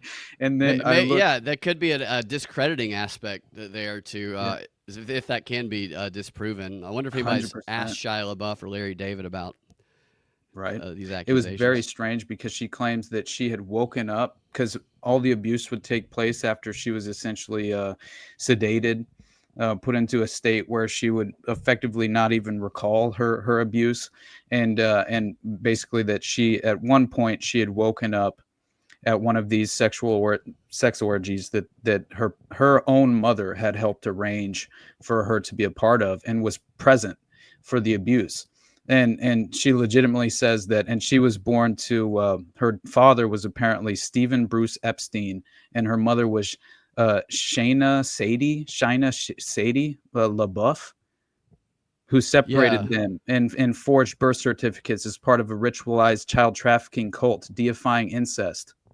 This is what she says, man. Yeah, Which crazy. I mean, honestly, you never know, and the fact that so it's like if it's true, it's crazy. If it's not true, you have this this guy who like got a big podcast platform kind of out of nowhere, who is facilitating it, which putting it we out all there. know. You remember that hilarious when Shia LaBeouf, what was it that he was saying over and over again on that? It was like some sort of shit. He was basically trolled, like super heavily trolled. Like when he was damn it, there was some sort of documentary or some film he was trying to essentially market and promote, and he kept showing up at various areas and just making this statement that he would repeat over and over again. Damn it, I need to pull it up because it is crazy. It's so funny how much he was actually he will not divide us. Yeah, dude, that was it. Yeah, that was it. Which talking about Trump? Yes, dude. With again, it's like a I lot have of them to say that actually, like a similar phrase. I'm very much under the impression that essentially many of these celebrity personalities that seem to not only like the child actors and things of that nature, but it seems much more like Hollywood, I think, is far more controlled than people realize by the intelligence apparatus. Not only did Bernays talks about you capture Hollywood, you might not see the people necessarily who are the manipulators of it. They'll be the person whispering in the directors or the producer's ears, the guy behind the curtain. But he talked about the rise 100 years ago. He talked about the rise of cinema. And he was so excited about it because he said you would be able to whisper in one person's ear and communicate to the whole world with this power. And imagine with social media, just the erection, Bernays would be probably very tiny erection, but it'd still be a hard one. Oh my God. That's too funny. But it's just they love this ability to, they call them like points of contact. So like, and marketing a bus is a point of contact. The bathroom wall in a bar is a point of contact. But now we constantly are holding points of contact in front of our face. My God, man. I know that it's hilarious because like individuals like a Shia LaBeouf, they seem to there's always a political factor involved with their kind of personality and identity and what they represent to the public, and it's so all emotional too, so they can stir these people up. Exactly. And you can see the actor within them performing for this sort of role that they're attempting to pursue and achieve a certain outcome. And this "he will not divide us" very much seemed like it was obviously this was during there's like he basically tried to create this anti-Trump performance that he was a part of, right? I remember that now. Yeah. And so it was 4chan and all these Pepe the Frogs were essentially trolling his ass because the stream was moved several different times after it was disrupted by these 4chan users, which is hilarious that consistently continued to take place. But either way, I'll never forget when Shia LaBeouf like lost his fucking mind. Doing like art shows where he was doing like, so that's what. I remember that. Mm-hmm. And he got pissed because that's funny. Very strange behavior. So to me, it almost lends credibility to the idea that he could have been some sort of traumatized child who was raised for certain, I would say put into position as a child actor. His parents, he were like carnival, according to him, on the road carnival barkers or something like that. It's like a weird backstory. I'm gonna have to look deeper into him personally, like as far as his background, because I'm just to see if there's any sort of avenue of information that might lend a little more credibility to these allegations and at least provide us with like an avenue to this is maybe he actually was a part of some strange, a breeding experiment that had to do with occult organizations practicing sex fertility rituals and worshiping an ancient deity. It's possible. I mean, as much as people would like to obviously at face value dismiss something that's so incredible and extraordinary, that also might be a part of the plot here, right? A part of the strategic outcome is maybe they are just trying to muddy the waters in terms of us being able to properly identify who is being honest and as far as the victims are concerned, and who are just kind of attempting to gain some sort of personal advantages or whatever that you could ultimately obviously cash in at a certain point if you were believed to have been abused. But either way, it does feel like extraordinary allegations that could very easily cause more than one person to dismiss these claims off the cuff. Yeah. But I mean, she claims that she was a sex slave. True. Yeah. Exactly. Yeah. She says straight up she was a sex slave, that 100% they utilized LSD to sever her memories and put her in that state of amnesia, which she claims that there were these neurological blocks that were strategically placed within the construct of how they utilized the sophisticated techniques, and that they used LSD to perform this and block her memory recall. And all of these apparently assaults were she experienced amnesia until like 5 years ago or something to that effect, like around 2020. And yeah, it's very interesting. And when you look at Seligman's work, and part of the way it's described is reforming conformity as a virtue, turning the idea of conformity or conforming as virtuous, and it's being done for a better purpose. That's definitely something I can see being applied on Epstein's Island with sex slaves, reforming what they're doing for some greater purpose. And like that's what you're saying, all this stuff, and I'm just thinking about all the research these people do that just lends itself towards accomplishing these kind of brainwashing goals. And a couple of facts that I forgot to mention about Martin Seligman, the UPenn positive psychology #1 most influential psychologist right now with a DOJ contract to do psychological resiliency profiles globally. He inspired another cognitive behavioral psychologist in Australia who was doing work at the University of Sydney, also around the same time that we exported our MK Ultra program over there.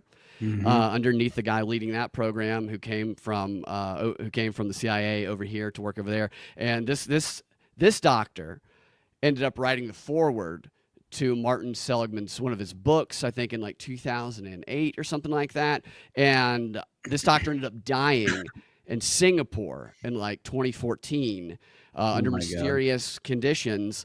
And at the time that he died, back home in Australia, he had just been accused of basically doing the same experiment that Seligman did on dogs, the learned helplessness experiment, which he said could be used on people to the same effect, which the CIA then used as a basis for the interrogation program after 9/11, the torture program, on children, on actual children, is what he was accused of doing. And this doctor is Anthony Kidman. Oh my God. Nicole Kidman's father. Anthony. This dude comes up in the Fiona Barnett story. That's the story, the accusation, right? Yeah, Eyes Wide Open. I covered that in my Watergate episode, actually, which I didn't expect to stumble upon that story and that strange connection. But it was mainly because she claimed that a lot of her she reached out to an investigative, basically Detective James Rothstein, who was very key as far as a prominent figure in terms of investigating these child trafficking rings and these sexual blackmail operations, especially in New York City at the time, and he stumbled upon various aspects of these operations that seemed to be state sponsored and linked to arms smuggling and drug facilitation as well, and that had to do with, he's the one who stumbled on the Son of Sam through basically a criminal informant who gave him the tip that there were mass graves of German shepherds found in Untermeyer Park in upstate New York. And there was an area there at the time. Now it's been filled in not too long ago, but basically it was called the Devil's Cave, and they would have ritualistic animal sacrifice ceremonies that they would conduct there. That is one reason why so many German shepherds were discovered in a mass grave at this Untermeyer Park. There were other parks that they were utilizing as well, and apparently they had biker gangs who were running security during the ritual ceremonies to just keep average citizens out from the area where they're obviously engaging in this ritual. And it's very strange because many of them later on went to prison for murder and various drug offenses, and then began to talk, right? They reached out to like various investigators who were, sort of still on the trail at the time and asking the right questions, and would provide some sort of, just accusations and confirm certain aspects of how they utilized, and facilitated the cult rituals. It's very strange, but it all seems to connect in with totally. And I think they use guys compromisable like that too. Just like Epstein finding, of course, they're easier to manipulate, but you find somebody, a girl who's on drugs, who's her family's separated, and it's easier to become that North Star. And it's also easier to discredit later down the road by saying she's a drug addict or he's a criminal. How can you believe what that criminal says? So it helps them to do that. And his work also, this learned helplessness stuff, was there was 3 people who inspired Ted Kaczynski's manifesto. Martin Seligman's Learned Helplessness was one of them, according to Ted Kaczynski himself, who wrote many reviews and commentary about Seligman's Learned Helplessness while he was in prison, and including kind of the concept that the public are the dogs in Seligman's experiment. So the guy has tons of connections, and subpoena him or it's a joke. Right. For real. Yeah, well, I wanted to show like a video real quick just to discuss a little bit about Virginia's claims, and then we'll get out of here, buddy, if you're cool with that. Yeah, no, I'm interested to see what her family said and what sad, honestly.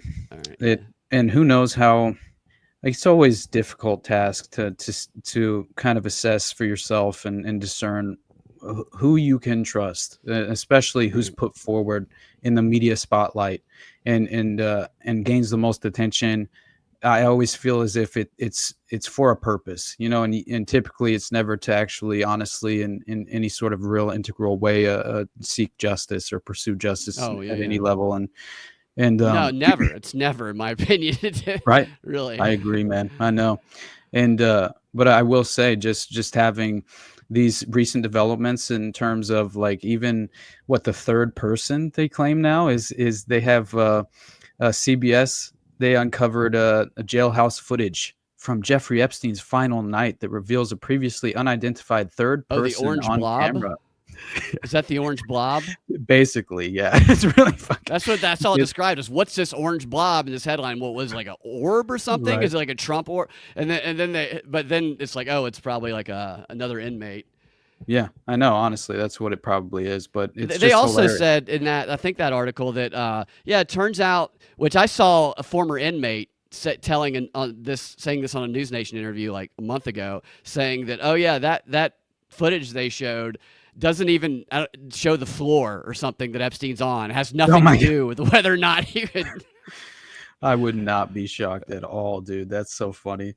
But yeah, honestly, let's there's this one video I wanted to play quickly just because it's hilarious and ridiculous at the same time. We sort of mentioned it earlier, but it just goes to show, man, this is very unimpressive in my opinion, as far as why are you consistently it's a blunder in terms of the actual acknowledgement of Epstein and Trump's inability, to not. I mean, at the very least, for strategic reasons, you would have to go back to and reflect on how you failed in the recent past. Like it's obviously not working as far as any of the times he ever addresses the scandal. it just Yeah, it's continues like to so bad. It's like, how can you craft the worst way to respond to some of these things? And it's like, exactly. so that's why it definitely seems intentional.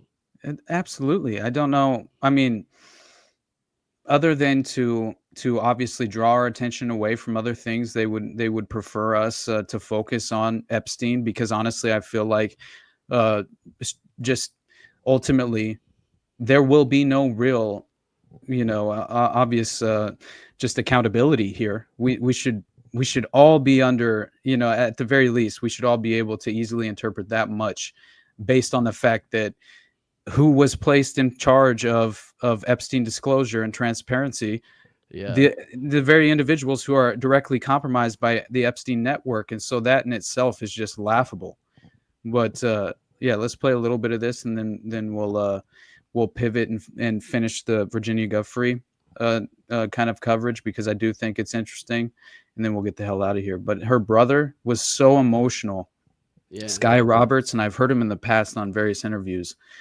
That I don't know. It's difficult to tell, who Right. Who's telling the truth? And yeah, who's a good faith actor. Now, I'm not accusing him of not legitimately, obviously, being concerned about his sister and the trauma she endured, and also the fact that she's recently been, obviously, in my mind, I think recently.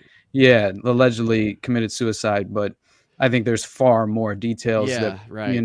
that provide an alternative theory that seems more plausible, which definitely seems like there was some sort of hidden hand It's involvement. weird. I mean, the timing of it is weird. And one thing about her is researching her is, you made me think of it when you said her brother's last name is, her name is Virginia Roberts in most of the documents, not Guffrey. Exactly. I think people hear Guffrey all the time, and that's going to be what they search, and they're not going to find a lot of the Roberts stuff if they do that. Exactly.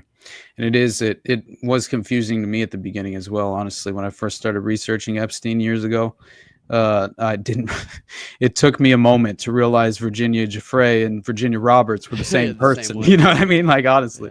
Yeah. But yeah, this is the worst performance you could potentially have if you're actually trying to, just confirm that you were not actually a part or affiliated with Epstein personally at any real level where you were potentially a perpetrator involved in the network. You have not been briefed on the Epstein files, or your name has not appeared in the Epstein files. But doesn't the AG have to tell you if your name is in the files? I haven't been overly interested in it. It's a hoax that's been built up way beyond proportion. I can say this: those files were run by the worst scum on earth. They were run by Comey. They were run by Garland. They were run by Biden and all of the people that actually ran the government, including the auto pen. Those files were run for 4 years by those people. If they had anything, I assume they would have released it. The whole thing is a hoax. They ran the files. I was running against somebody that ran the files. If they had something, they would have released. Now, they can easily put something in the files that's a phony. Like, as an example, Christopher Steele, a person you know well, happens to be from your country. But Christopher Steele, as an example, wrote a book, a dossier. We call it the fake news dossier. And the whole thing was a fake. The whole thing was a fake. They can put things in the file that are fake. But those files were run by bad, sick people. If they had anything, why didn't they use it when I was killing Joe and then he gave out because he was 25 points down? And then I got somebody new. Nobody even knew anything about it. She was a horrible vice president. She was a border czar, but she never went to the border. She never once called a border patrol agent to find out how we did. But she was the border czar. The old hits here. Her name was Kamala. Nobody knows her last name. It was Harris, but nobody knew her last name. So how would you like to end up in a race where you're killing somebody, you're beating him, and then they say, all right, we'll take him out. He's not working. Let's put somebody else. And then she had a 6-week honeymoon.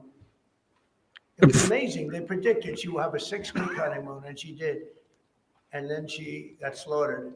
Do you feel that? But think of it. Those files were run by these people. They were run by my enemy.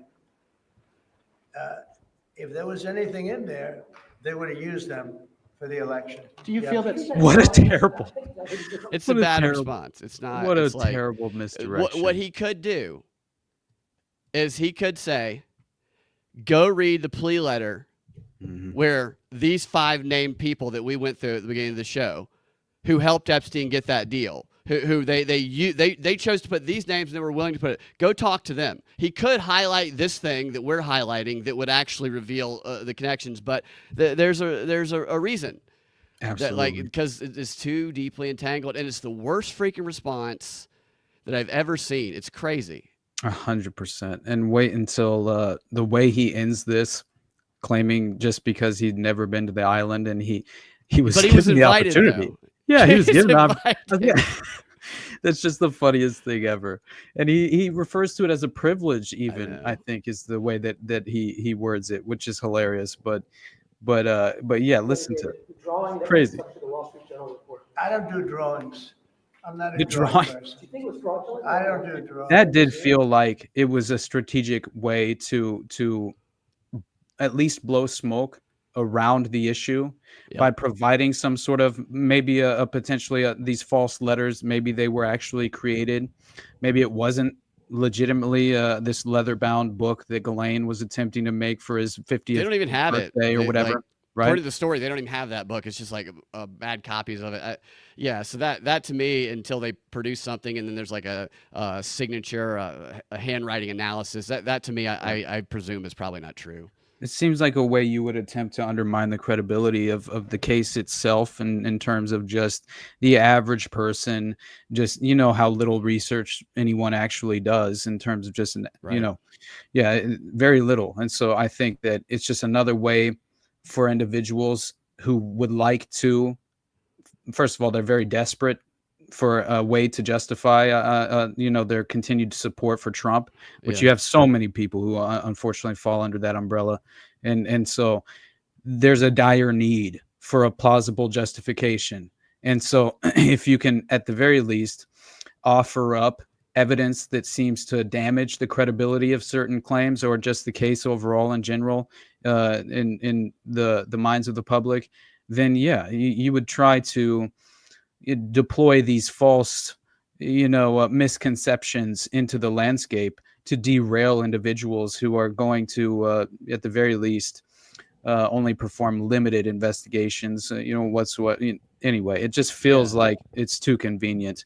But anyway, that's just honestly, at face value, the letters are ridiculous. You know what I mean? Like who even writes that like to somebody who Ghislaine Maxwell's background, your dad's background, right? Who does something like that so blatant and obvious? So you could be right about that.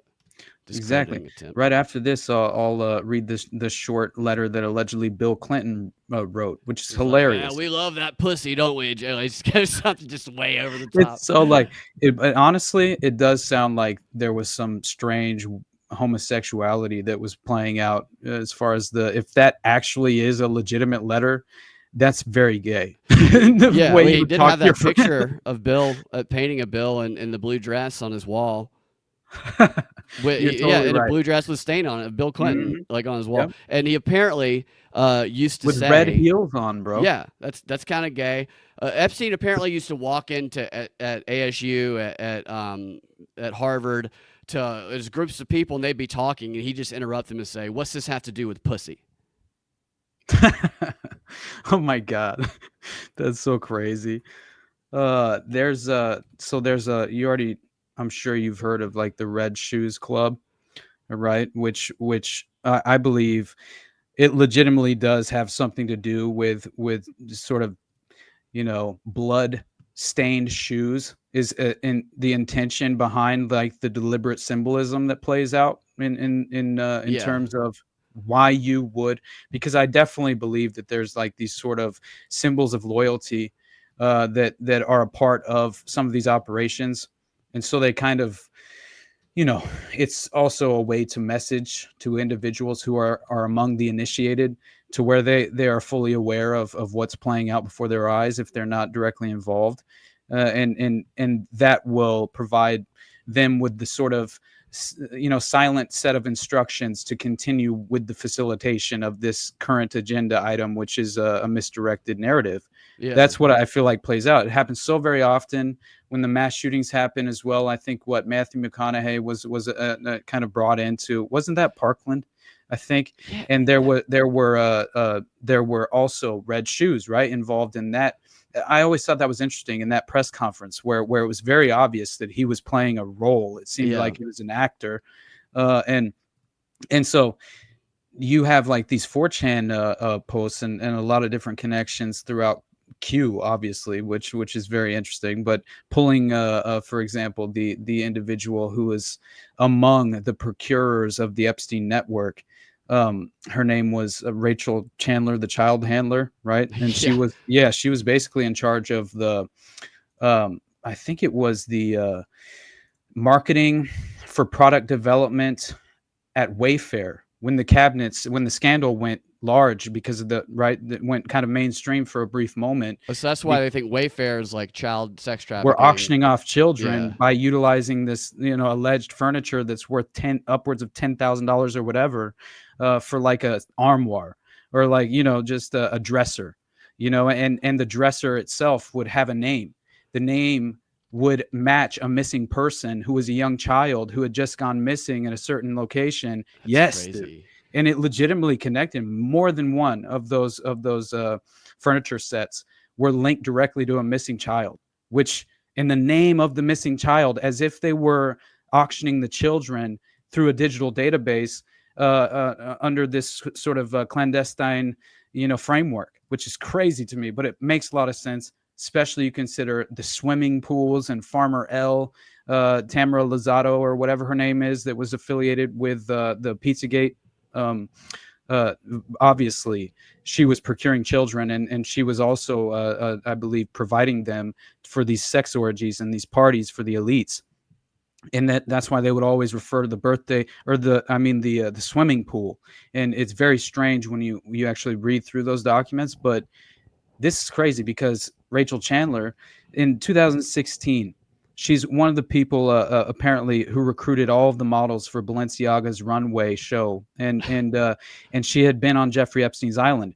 She even posted the picture on Instagram of CCTV footage in 2013 that looked as if, and she's bragging about being on the island, and it legitimately there were people. Like there were actually, it was on the CCTV, security camera footage that she posted. And obviously the Balenciaga connection with the strange imagery of child sacrifice, and very strange, right? And then the pictures of like these children that were on her Instagram profile, it legitimately, they're all, dude, it's disgusting stuff, man, like sinister shit. And you're talking about look like footage of children being offered up in what was the to Moloch, right? Basically the ancient deity, and they have like, it's very strange the depictions of the children on her Instagram posts offering up skulls as if like toward the sky. Like it's very strange with these strange symbols all around. That's and then crazy. Children posing like with their shirts off, posing. One boy has his shirt off and he's posing in a strange, it looks like John Podesta's artwork from that mind control sex abuse victim that he was collecting all that artwork from. They said that he was collecting that artwork from her because, and she claimed to have been suffering from DID and all these strange, trauma-based mind control,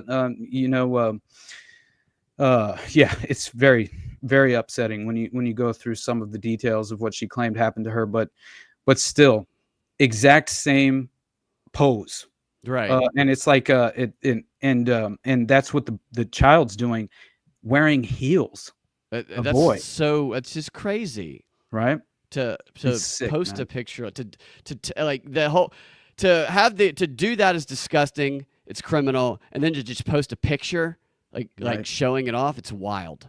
It is, man. It's so crazy. And yeah, somebody just mentioned her name. It was Kim Noble. That's the individual who was the artist that Tony Podesta, one of his favorite, right? which is so crazy, man. I mean, it was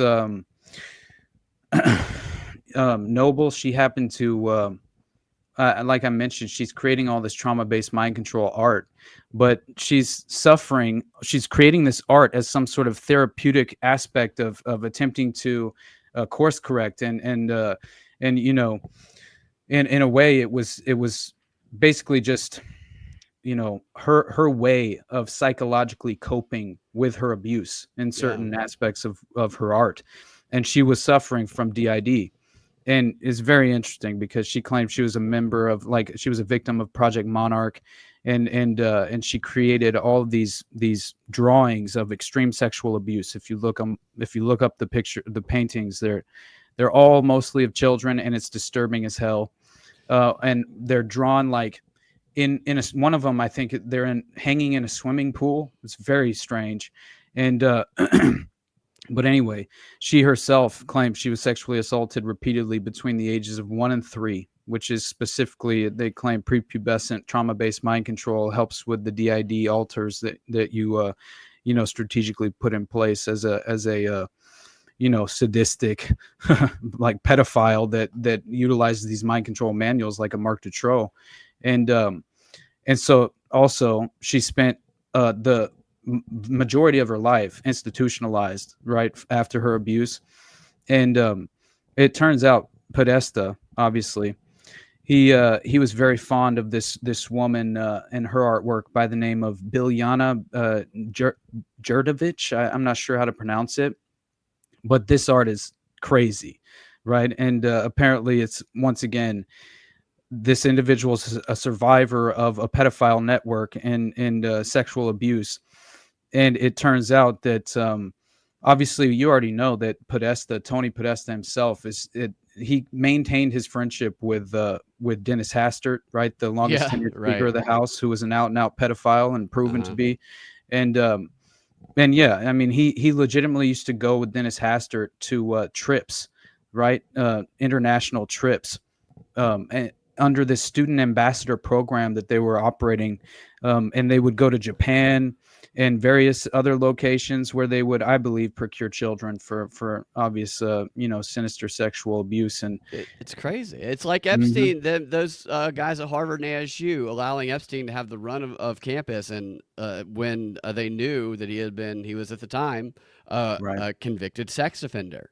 Yep. And you have young co-eds around there. It's almost like the stuff that he was funding, or whoever was giving him the money to fund it, whoever was behind him, probably related to Maxwell, was, and the government also was funding this research. It was like that was the modern day MK Ultra Project Monarch research going on. It seems that way. And if you just consider in that pose that I mentioned earlier and described, that child on Rachel Chandler's Instagram post was basically mocking or mimicking what was the Arch of Hysteria, which is this large statue that hung at the top of Tony Podesta's staircase whenever they did this home art collection. You know, basically they did this special report on Tony Podesta's home art collection, and this is one of the pieces that he was proud of, the Arch of Hysteria. And it basically, it was positioned as like the centerpiece for his collection, and it was positioned at the top of his stairs, I believe. And it's so strange because this large statue hangs at the top of his stairs, made by Louis Bourgeois, and the art piece, allegedly, it gruesomely reflects the arranged pose of the victims of serial killer Jeffrey Dahmer, even including the severed heads. Jesus. And that's what this kid was in a obvious pose, mimicking that very painting or that very sculpture, the Arch of Hysteria. And that was in Tony Podesta's art collection, which is just nuts to me. You know, and he was most proud. He showed it off to everybody. Absolutely, dude. But anyway, so now I figure we'll go ahead and get out of here. But there was I had mentioned Virginia Jafrey and this sort of recent development, and it is interesting how, honestly, the way that he actually responds, this caused the reaction from Virginia's family, and it's very interesting how he actually made the statement. And clearly, we didn't play the rest of that other video where he puts it in context as if he was given the opportunity to go to Epstein's island, but he never basically, what was it? He said privilege. He didn't have the privilege, right? yeah. He didn't have the privilege. That was it. Yeah. Like if he was being sarcastic, I would say emphasize the sarcasm a hair more to if you're gonna say something like that. You would certainly hope so, man. But anyway, let's play this briefly. And then there was one statement by Virginia that I wanted to make, and then we can get out of here, my friend. Yeah, I don't want to say 2, or I don't want to say any number you're talking about many years ago, but yeah, he took people, and because he took people, I said, don't do it anymore. You know, they work for me. And he took, beyond that, he took some others. And once he did that, that was the end of him. I didn't like, when they steal people, I don't like it. Epstein has a certain reputation, obviously.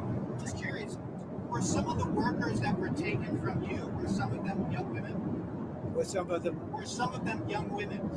Well, I don't want to say, but everyone knows the people that were taken. And it was the concept of taking people that work for me is bad.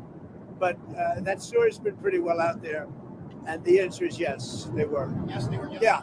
What did they do? In the spa. Jobs in the spa. Yeah, people that work in the spa. I have a great spa, one of the best spas in the world in Mar-a-Lago. And people would take it. Isn't that ridiculous? Yeah, it is. Right. It is funny that she's not underage. I'm assuming because she's a journalist, but the girl right to his right looks like a young girl. 100%. She does look so young, and she actually asked him one of the questions. Dude, I'm about to piss. I have to go take a piss real quick. I'll be right back, and then we'll finish this off and get out of here if you're cool with that. All right, do it. All right. Awesome, dude. I'll show this thing while you were doing that. Okay, hell yeah. Here, let me pull this off. And you'll probably like this when you get back. Awesome, dude. Oh, God, yeah. Yeah. Oh, my God. All right. So I saw that. I think these are funny.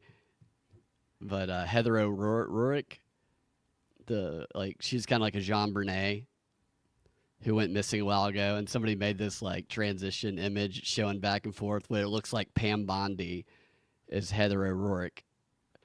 And then somebody said below it that you could do the same with Jean Bernet Ramsey, which I thought this was. I thought it was saying it was Jean Bernet Ramsey at first because I didn't see the Heather O'Rourke down there.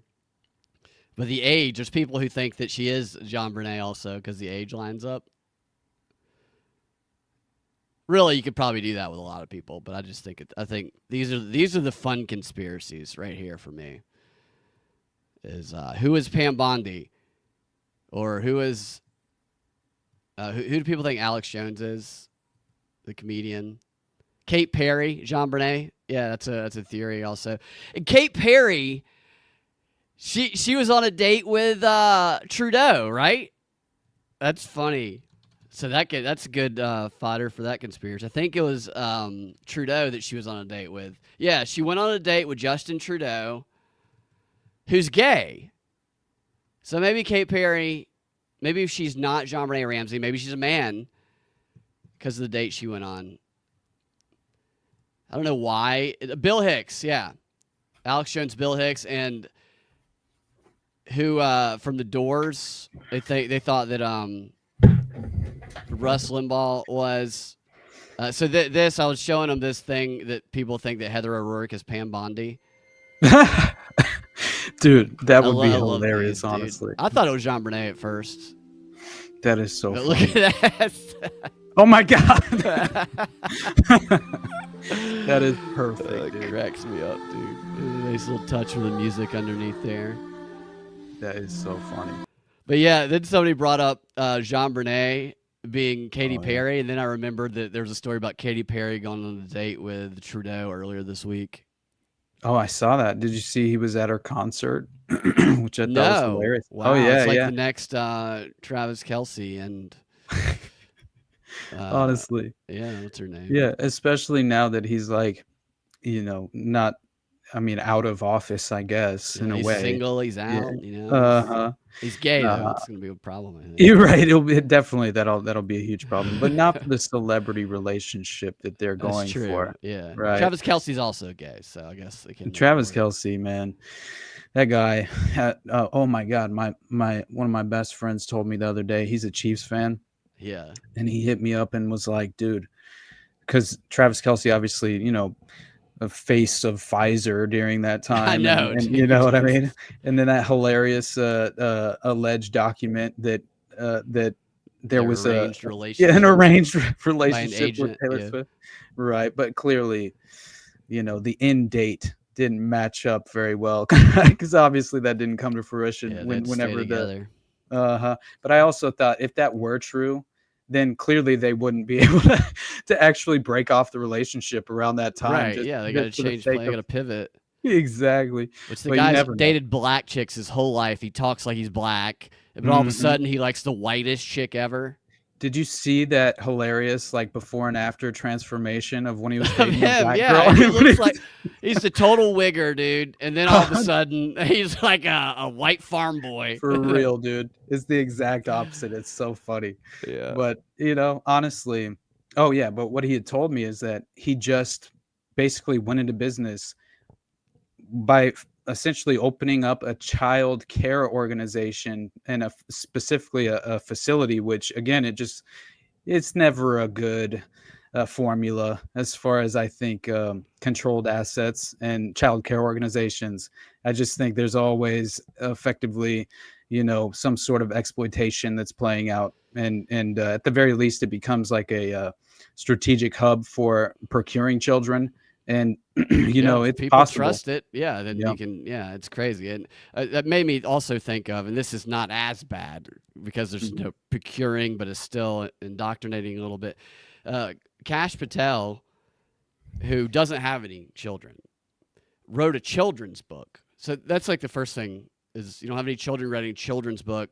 I guess I can see it, but when you're like you look like a guy from Men in Black, like one of the aliens, and you're like a little tiny weird guy.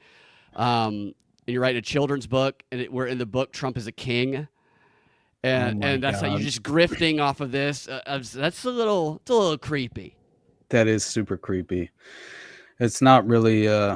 I just like knowing how they function. I'm telling you, I'm under the impression it's been sort of the highest form of currency in DC has been human compromise and sexual blackmail for far too long. And that should, at this moment, it should be self-evident. I mean, obviously, it's so clear. But yeah, I mean, when you're aware of really just how they typically operate in the terms of these child procurement operations and the network itself is facilitated, it fits the profile, and that's the issue that I always, you know, pattern recognition. Not to a fault, obviously remain skeptical, do your due diligence and obviously vet your sources. But I wouldn't at all be shocked if you know, of course, some of these celebrities who are directly connected and affiliated with child care organizations are potentially, at the very least, I would imagine they're swimming in very similar circles to that of like when Katy Perry's listed at that alleged private restaurant in Hollywood that apparently offers, you know, sort of cannibalistic menu. That right. Yeah, honestly, dude, there's a paper trail where you can effectively make the case that there are contractual obligations set up between certain restaurants that only that are private. You have to, of course, be listed and you know, allowed to actually attend, you know, the restaurant. I think you have to have like the billionaires' dinners. Exactly, and what apparently happens is that they have not only contractual obligations set up with certain morgues in the area, but also Planned Parenthood locations as well. And so essentially, you're having organ harvesting and effectively it's morgue to table dining. Legitimately, like they say that they offer, I forgot, there's a actual menu that you can look at that allegedly offers like you know, I forget the type of heart, but it's like it's one of the delicacies that they offer that it's very strange. It's it's a COVID. Right.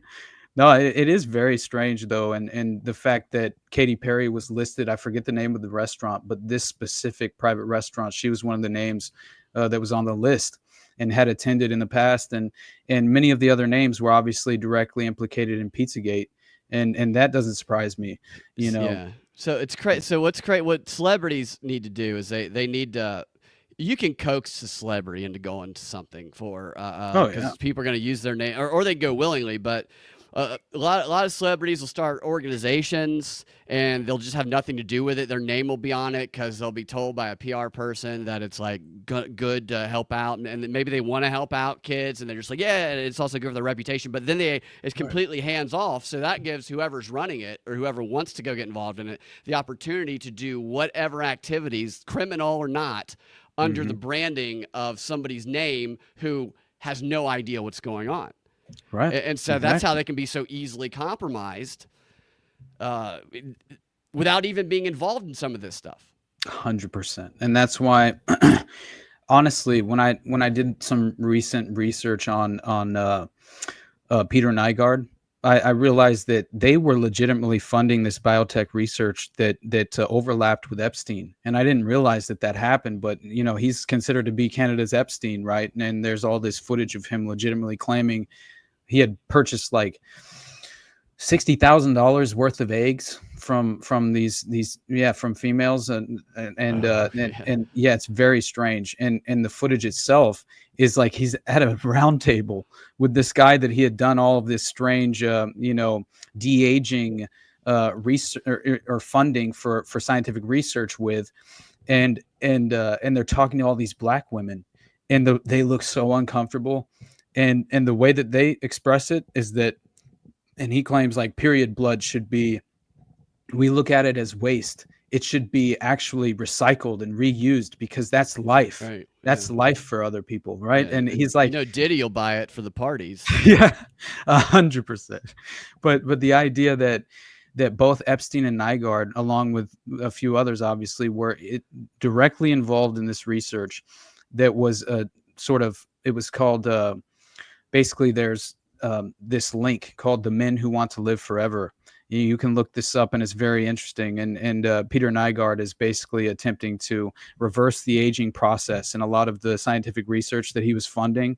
And Bill Gates was obviously involved with it as well. And it turns out that Epstein was on an advisory board for this foundation called Lifeboat. And Lifeboat Foundation. So, Epstein, I think it's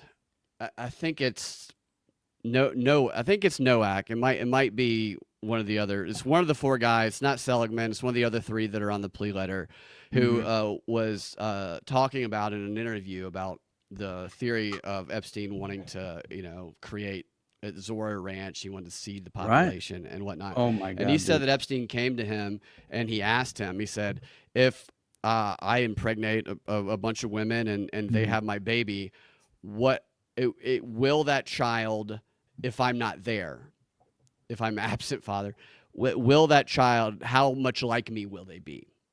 With the desire to make these children as much like him as possible. Oh my God. And that guy said, if you want that child if you want to be the father, that has the most influence over them, this North Star, then you better not let these babies' mamas ever remarry or have another man in their life to influence that child.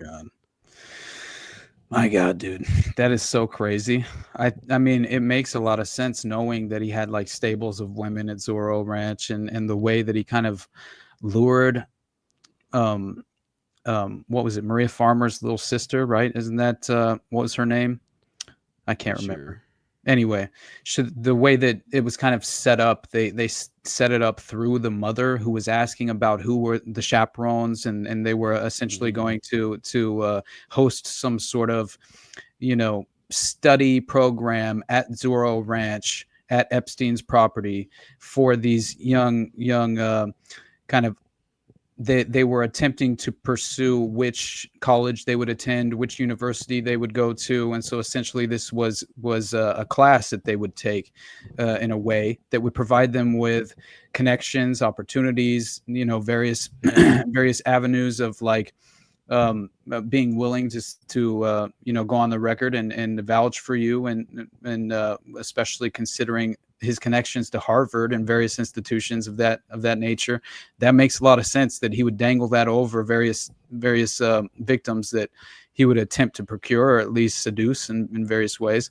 Yeah, I know Ghislaine tended to do that, and that's what if you listen to Virginia, she claims Ghislaine was arranging it all, that she was the puppet master. Epstein was just being brought 3 to 5 women a day or something to that effect.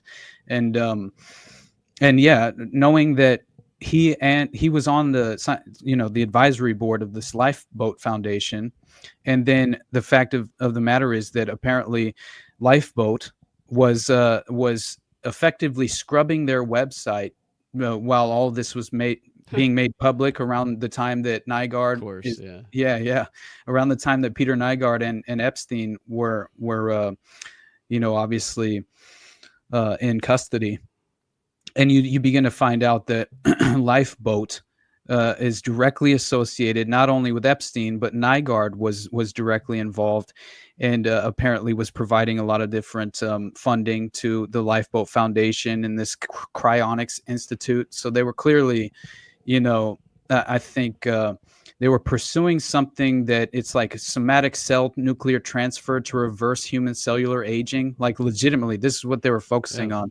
Longevity through technology. The Cryonics Institute, CI, offers full body cryo preservation for as little as, and then advocates such as Peter Nygaard, right, are involved. It's very strange, but yeah, Lifeboat apparently was helping in the stem cell research, funding and advancements and various things of that nature. And so you had like a connection to the United Nations, and you had a connection to UNESCO, right? So that, to me, I don't know, I just feel as if when you begin to realize, Princess Diana for sure too, but I'm just saying, like, when you begin to realize that, like, what was her name, Mother Teresa, right? Who's obviously like, again, around child care organizations, clearly attempting to procure them for what I believe was sexual abuse, which is fascinating stuff and disgusting. But anyway, Trump inevitably claims that Virginia was stolen from him at Mar-a-Lago, right? Which is, and that's why he's a creep. That was just like, well, way to really clarify things in the worst way. Exactly. You know what I mean? Yeah, man. It's just ridiculous. But because people knew that. So like the story that people thought was a lot better than the story that he told about it. For real, dude. I know, right? And the fact that obviously I'm surprised that they're just now speaking out, but I think that it was it's definitely necessary. And as far as I always heard Virginia speak about her brother, especially Sky, in like good terms, in a good light, positive light. And so I do think it's interesting that that her family's obviously expressing the fact that they feel shocked about Trump's latest statement, and that they also are demanding that Ghislaine remain in prison because she was clearly a larger part of facilitating the abuse. Yep. And also procuring the girl. She sued her too for procuring the children. She sued. One of them sued for defamation, and that's the case you're referring to. That she reveals a lot of it. And Virginia won that case.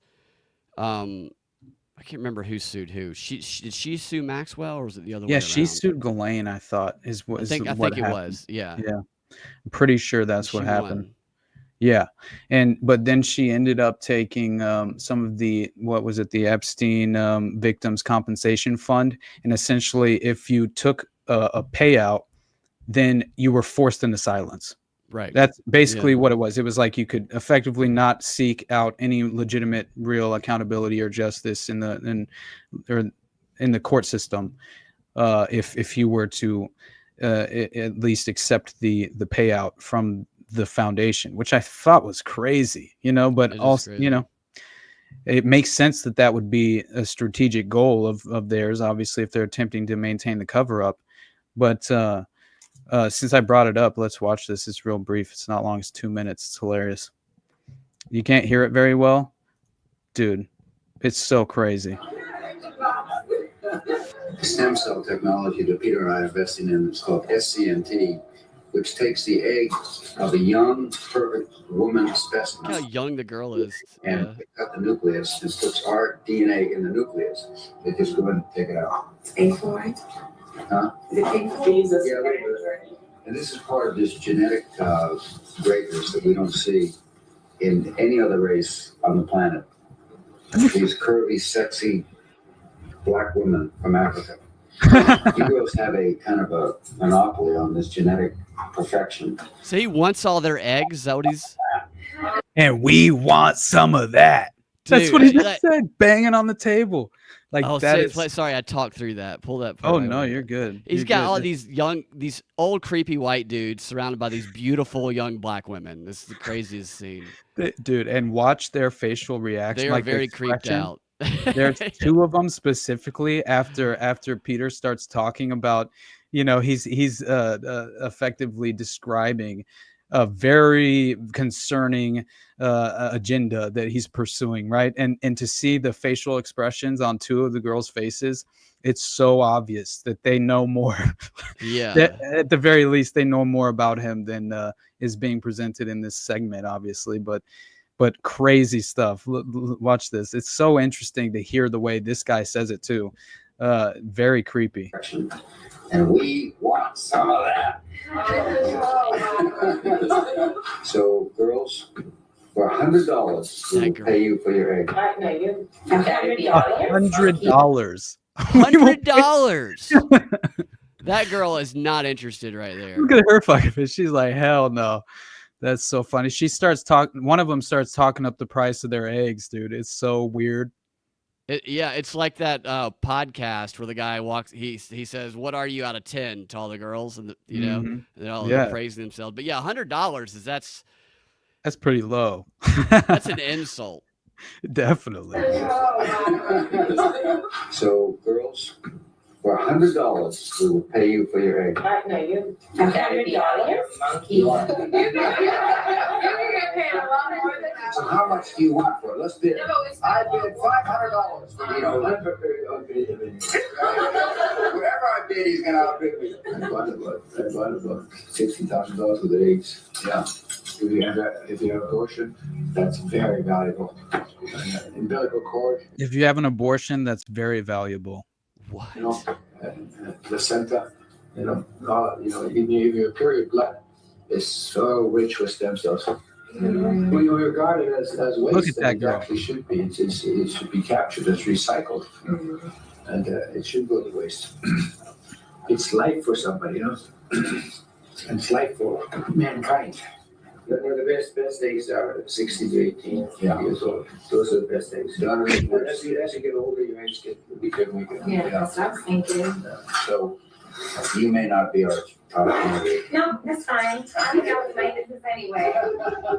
Cloning yourself with the idea of making yourself immortal, I think, is science fiction, and I think it's unethical. They've already tested this practice in mice, and mouse was fat, and mouse got six-pack, and it was jumping all the women, young. Right? And mouse got a six-pack? First, it's just and then was jumping all the women. Was raping all the women mice. Yeah, dude. That's what he says. Very safe, and after that, the young. That's the craziest thing. So that one girl sitting next to the first guy, the light-skinned black girl, seemed like the procurer of the other black girls. Like she seemed like to be the only one that was like, yeah, it's like a sales pitch thing. Because those other ones, it feels like they were at something that they didn't realize. Didn't want to be at as well, right? Yeah, I definitely don't think they were going to be doing there. Who knows at this point, buddy? But knowing what he was out for, immortality, I guess, in a way. They wanted, well, I'll give you $100 for your eggs and your period blood. That's so crazy, That's the right? offer. And if you read through the Transhumanist Manifesto, they try and put it in this ridiculous language, like it's some high-minded, almost spiritual quest. It's very disturbing. And you can consider the fact that you had brought up CERN earlier and the connection to Epstein through the various scientists at CERN who were involved, right? And dude, that instantly brought to the forefront of my mind the CERN ritual hoax, alleged hoax, right? Yeah. Which is just crazy to me. And like recognizing the strange, I forget what the statue is that they did that blood ritual around, but the timing of it all, right? It's something that's hard to chalk up to. It was some sort of, troll. That's what they acted like. It was a fake troll and a hoax, that they were actually committing a blood ritual sacrifice utilizing a virgin that was dressed in white. And it's the exact same thing that happened as far as if you listen to the Python Cowboy, when he told that story on Joe Rogan about discovering he had been granted access onto a black site in the Florida Everglades that used to be an old Cold War jet proportion, or what was it? JPL, the Jet Proportions Laboratory, essentially a black site, covert black site where they were operating during the space race, right? At that time. And allegedly Jack Parsons was directly connected to this site. And there were signs of legitimate child sacrifice and a ritual that had been conducted at this allegedly it was a no longer in use clandestine black site that was domestically in the US and in the Florida Everglades. So he discovers like this snake, right? A scarlet snake that's bleeding from its asshole, which is so crazy because it's wrapped around a baby doll that has like its left eye out, and it's going through the eye of the baby doll. It's like wrapping around the baby doll. It's super strange on like almost like a pile of rocks. And so then he like follows this trail of blood that has all of these crazy cults, sort of like language, occult language that I forget what exactly was written in blood all over the ground. And then, very strange. And it leads him into this area, this closed off area where he claims there was like, I believe it was a chair that there was a pool of blood underneath. Like a child's chair? It looked as if a young child had been ritualistically sacrificed in a blood ritual. And then they pinned her dress, which also had bloodstains on it, on the wall and nailed it to the wall with a saying, "She was only 3" or something to that effect. And I forget exactly. It's like John Podesta's foyer in his house. Yeah, honestly. Yeah, it really does seem that way. But it's very disturbing. But anyway, we'll go ahead and get out of here though, buddy. I know I kept you a little longer than I intended to, but I will say that there's one statement that Virginia made that I think does kind of put the Epstein network into a little bit of a better light in terms of at least more accurate as far as what they were, where their funding came from, and also the strategic direction in which the operation was attempting to, as far as the agenda itself was, and what they were, honestly, it seemed like they were attempting to achieve. But it is interesting because obviously this comes in the form of Epstein's connection to Brunel, right? Yeah. Jean-Luc Brunel is such a strange individual in the context of the network. And she says that Jeffrey Epstein and Ghislaine Maxwell forced me into sexual activity with Epstein. I was 15 years old at the time. I also had sexual intercourse with Jean-Luc Brunel many times when I was 16 through 19 years old. Brunel ran some kind of modeling agency and appeared to have an arrangement with the U.S. government where he could get passports or other travel documents for young girls. He would then bring these young girls, ranging in age from 12 to 24, to the U.S. for sexual purposes and farm them out to his friends, which included Jeffrey Epstein. Jeffrey Epstein has told me, Virginia says, that he has slept with over 1,000 of Brunel's girls, and everything that I have seen confirms this claim. Epstein, Brunel, and Maxwell loved orgies with kids. Epstein also trafficked me for sexual purposes to many other powerful men, including politicians and powerful business executives. I am still very fearful of these men today." And that was Virginia in 2015. We all know what happened to Virginia Jeffrey Roberts now. And in my opinion, when you look at the details, right? And this Australian victims advocate as well comes out and makes some very interesting statements that are far too compelling for my comfort. And but I mean, consider the idea, right? She's what? She's allegedly from a troubled home where she had been abused already as a child. And from the age of 7, she says she was molested by a family friend. I mean, that in itself, she's already on the path. Right. Yeah. That's like the type of girls that Epstein targeted. Exactly. She's on the vulnerable path. And understanding, you know, what was happening, how he got a huge knockoff on the price and on his Palm Beach residence. It's because Wexner was a part of the real estate, this real estate organization at the time in that area that he basically pulled some strings and got a massive price break on the Palm Beach property. Yeah. It was like at 3.6 or something, and they got it down like $750,000. Like, it's crazy how much. So many breaks. Did he win the lottery or just something? Twice. I've seen that going around. It's just Dude, like the New Mexico compound, that estate won the lottery 2 different times. That's crazy. Yeah. There's no way that I mean, we all know who's winning the lottery twice. You know what I'm saying? Jeffrey Epstein, apparently. Exactly. But anyway, the fact that she was, you know, she claims that she was obviously working at Mar-a-Lago, you know, when Ghislaine approaches her, and that really it's kind of interesting because it was, and I found it interesting that Trump was willing to mention that she was working at the spa, right, and that actually put that into context as well. But yeah, I just think it's very unfortunate when you look at what happened to Virginia after this time, once she was recruited, because she was so obviously groomed, you know, allegedly attempting. So many of the victims were they had a goal of becoming a massage therapist, right? But yeah, and then one of her interesting strategies was going to get a massage and then asking if they would do private home visits. And then, you know, effectively just have Epstein abuse them whenever she would bring them into the property. She would tell them before they would meet Epstein, just give him everything he wants. He always gets what he wants anyway, right? Like, that was basically the language that she would use. But yeah, I think about her death, I've said this once before, but she was hospitalized in January before her death, right?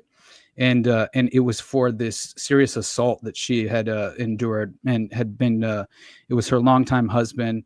He was Robert Jafrey. 22 years they were married, and this apparently they had been having this sort of strange disputes, you know, for quite some time. This was nothing new, but it was just recently reported after she had been hospitalized. And just as she was became willing to speak out, especially against Alan Dershowitz, apparently she was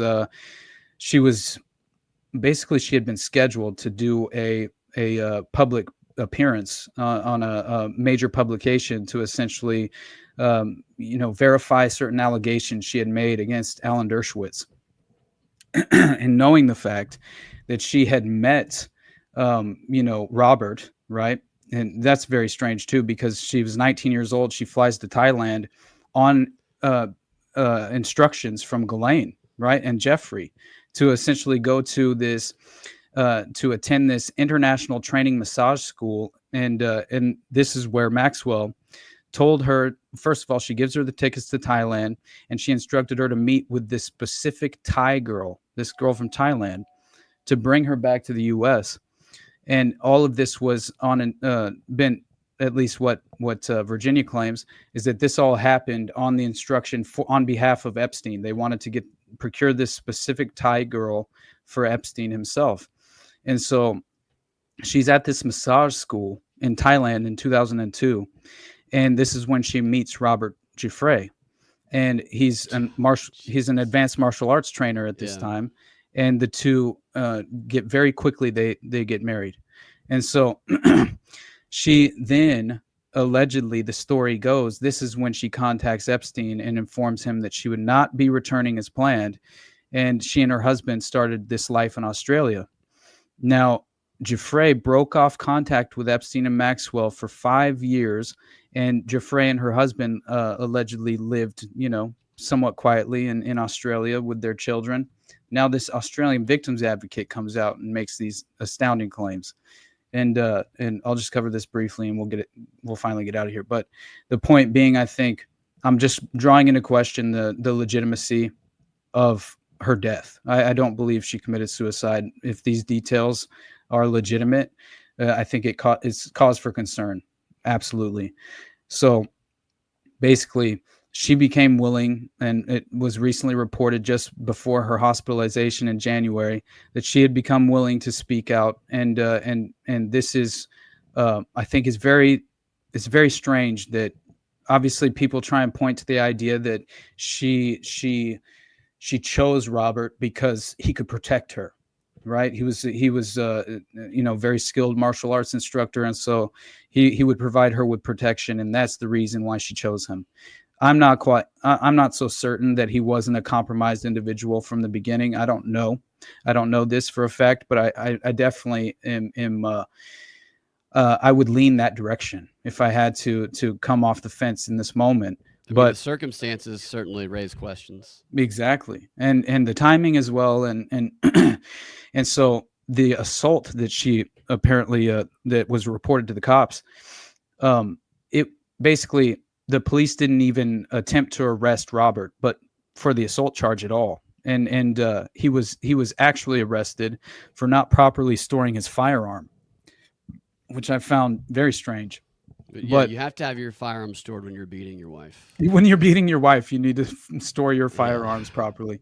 But so this is when she apparently, it's her husband, Robert, who decides that he's going to file for a VRO while she's in hospital, right? So while she's hospitalized after this beating, he goes and files for a violent restraining order against his wife. And so against Virginia. And so one of the members of Virginia's family told, I think it was People magazine, that basically he got the VRO before she could. That's what the family member said. That's what people do in those situations. Right.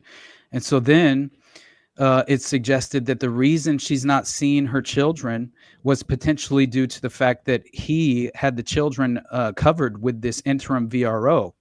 And so this is another reason why she was like, if you remember that very strange hospital post that she had. It was very strange. And then it was subsequently pointed out that someone who had been served with this VRO had the option to contest the order. So she was attempting to contest this order.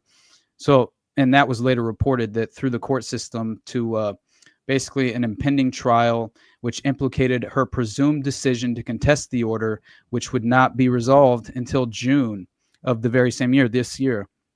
And so this all begins to suggest that she actually may have had the realistic possibility of getting her children back through fighting this VRO, and she also had the potential through the upcoming trial to explain her side of the domestic dispute, and she could very well have had plenty of evidence to that fact also, which would have incriminated him if it had actually gone to court. So all that sounds fascinating, and I think it's none of that has been very much reported on, and so then you have to look at the timeline itself, which is considering the Epstein files and the fake disclosure and understanding that everything that was actually released is what the public already knew. It's already basically right.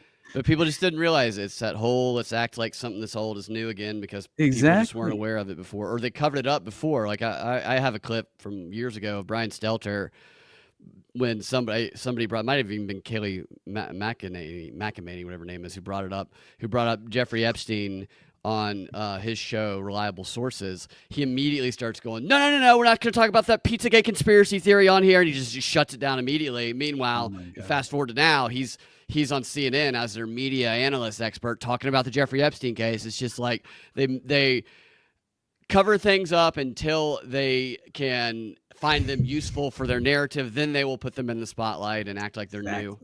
Exactly. And that's why all the other, I think any other incriminating details will always be withheld from public disclosure, and the timing of all of this surrounding Virginia, very interesting to me. And is all of that in my mind. I mean, this is all meant to happen in February, right? And she's hospitalized in January.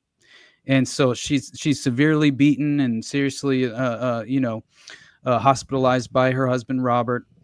And so then in February, he claims that she breached that restraining order with a text message. And in March, there's the bus accident. Yeah. So all of this is just like so insanely convenient in terms of the timing and the timeline itself. And by April, she's fucking dead. Yeah. Right. And they quickly claim no autopsy it could take up to 2 years to obtain this autopsy in the investigation. And basically they're claiming that the autopsy could take up to 2 years to obtain, as the investigation was passed on to Major Crimes, who instantly made a statement saying nothing suspicious occurred surrounding Virginia's death. She had even suspiciously been scheduled for this televised media interview in January, just before her hospitalization, regarding the ongoing legal battle against none other than Alan Dershowitz just before, right? And so Alan Dershowitz, who wrote that plea letter that we started the show off talking about. Exactly. And seems to be a lifelong advocate for snuff films. So, I mean, right. And now he's, what was it? It was like a month ago, maybe even longer, that he was the one calling for Ghislaine's, at least for Trump to pardon Ghislaine, and saying that Ghislaine was actually a victim of Epstein. Yeah. And so, I mean, if that's the framework of sort of, the mainstream media's narrative, right, that is very much, I think, obviously been embraced by the vast majority of the public. I just, I'm glad you could come on and kind of like, again, shed some additional light into how much we don't know about the Epstein network. And I think the scope of it, look, man, you don't receive that much funding from the DOD.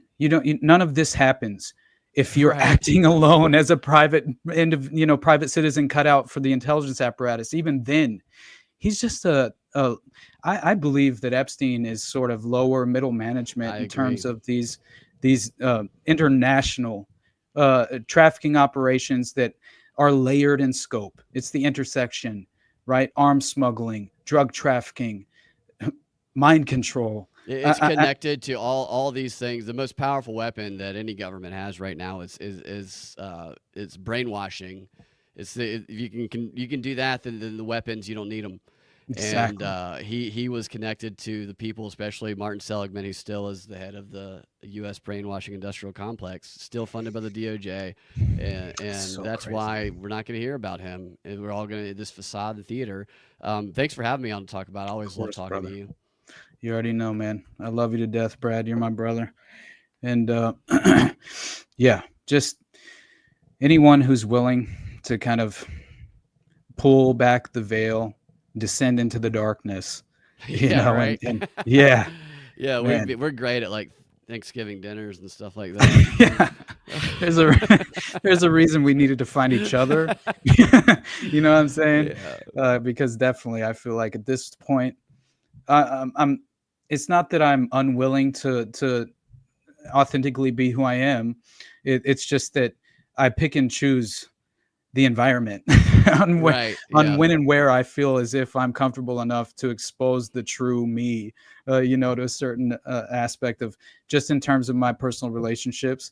And it's very isolating, and I think that was a huge a huge inspiration for me, and it drove me to start the podcast in general, because I felt so alone and isolated in my ideas, and you were one of the people, you know, that gave me that inspiration. So I love you, brother, and thank you for everything. Very kind man. of you, and I think the work you're doing is great, and I'm happy to see you doing so well. Thank you, brother. Man, just go ahead and give us your plugs, and thank you. Think, change, repeat. We definitely gotta do this more often. Totally, dude. And I just think, again, it's just it's the unanswered questions, but the issue is that the vast majority aren't even aware of what questions to ask. That's exactly right. Yeah. So and the framing of the news directs you away from those questions for sure. But I'm at Freedom Act Radio on X. My link's in bio for all the ways you can support, and youtube.com/Brad Binkley, rumble.com/The Prop Report, Instagram Propaganda Report. Like I said, links in bio. And thanks again for having me on, dude. Of course, brother. You guys already know the Underclass Podcast. Best place to support me, patreon.com/The Underclass Podcast. And you can get our paywalled show, right? And where do you have your paywalled show? Is it on it's on locals? It's locals/prop report and Patreon/propaganda report. Okay. Hell yeah.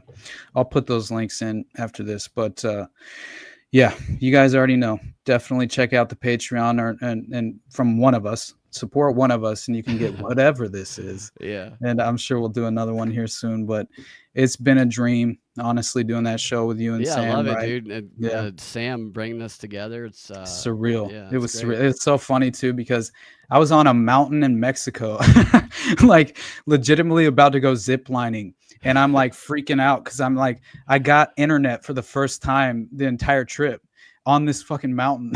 Yeah. And I see Sam like, hey, are you interested in doing a show, like a weekly show type of thing? And it was some random number. I'm like, who the fuck is That's this? what I said. I was like, it's Sam's number. And I was like, who's this other number? And then thank God it was you. Exactly. Thank God.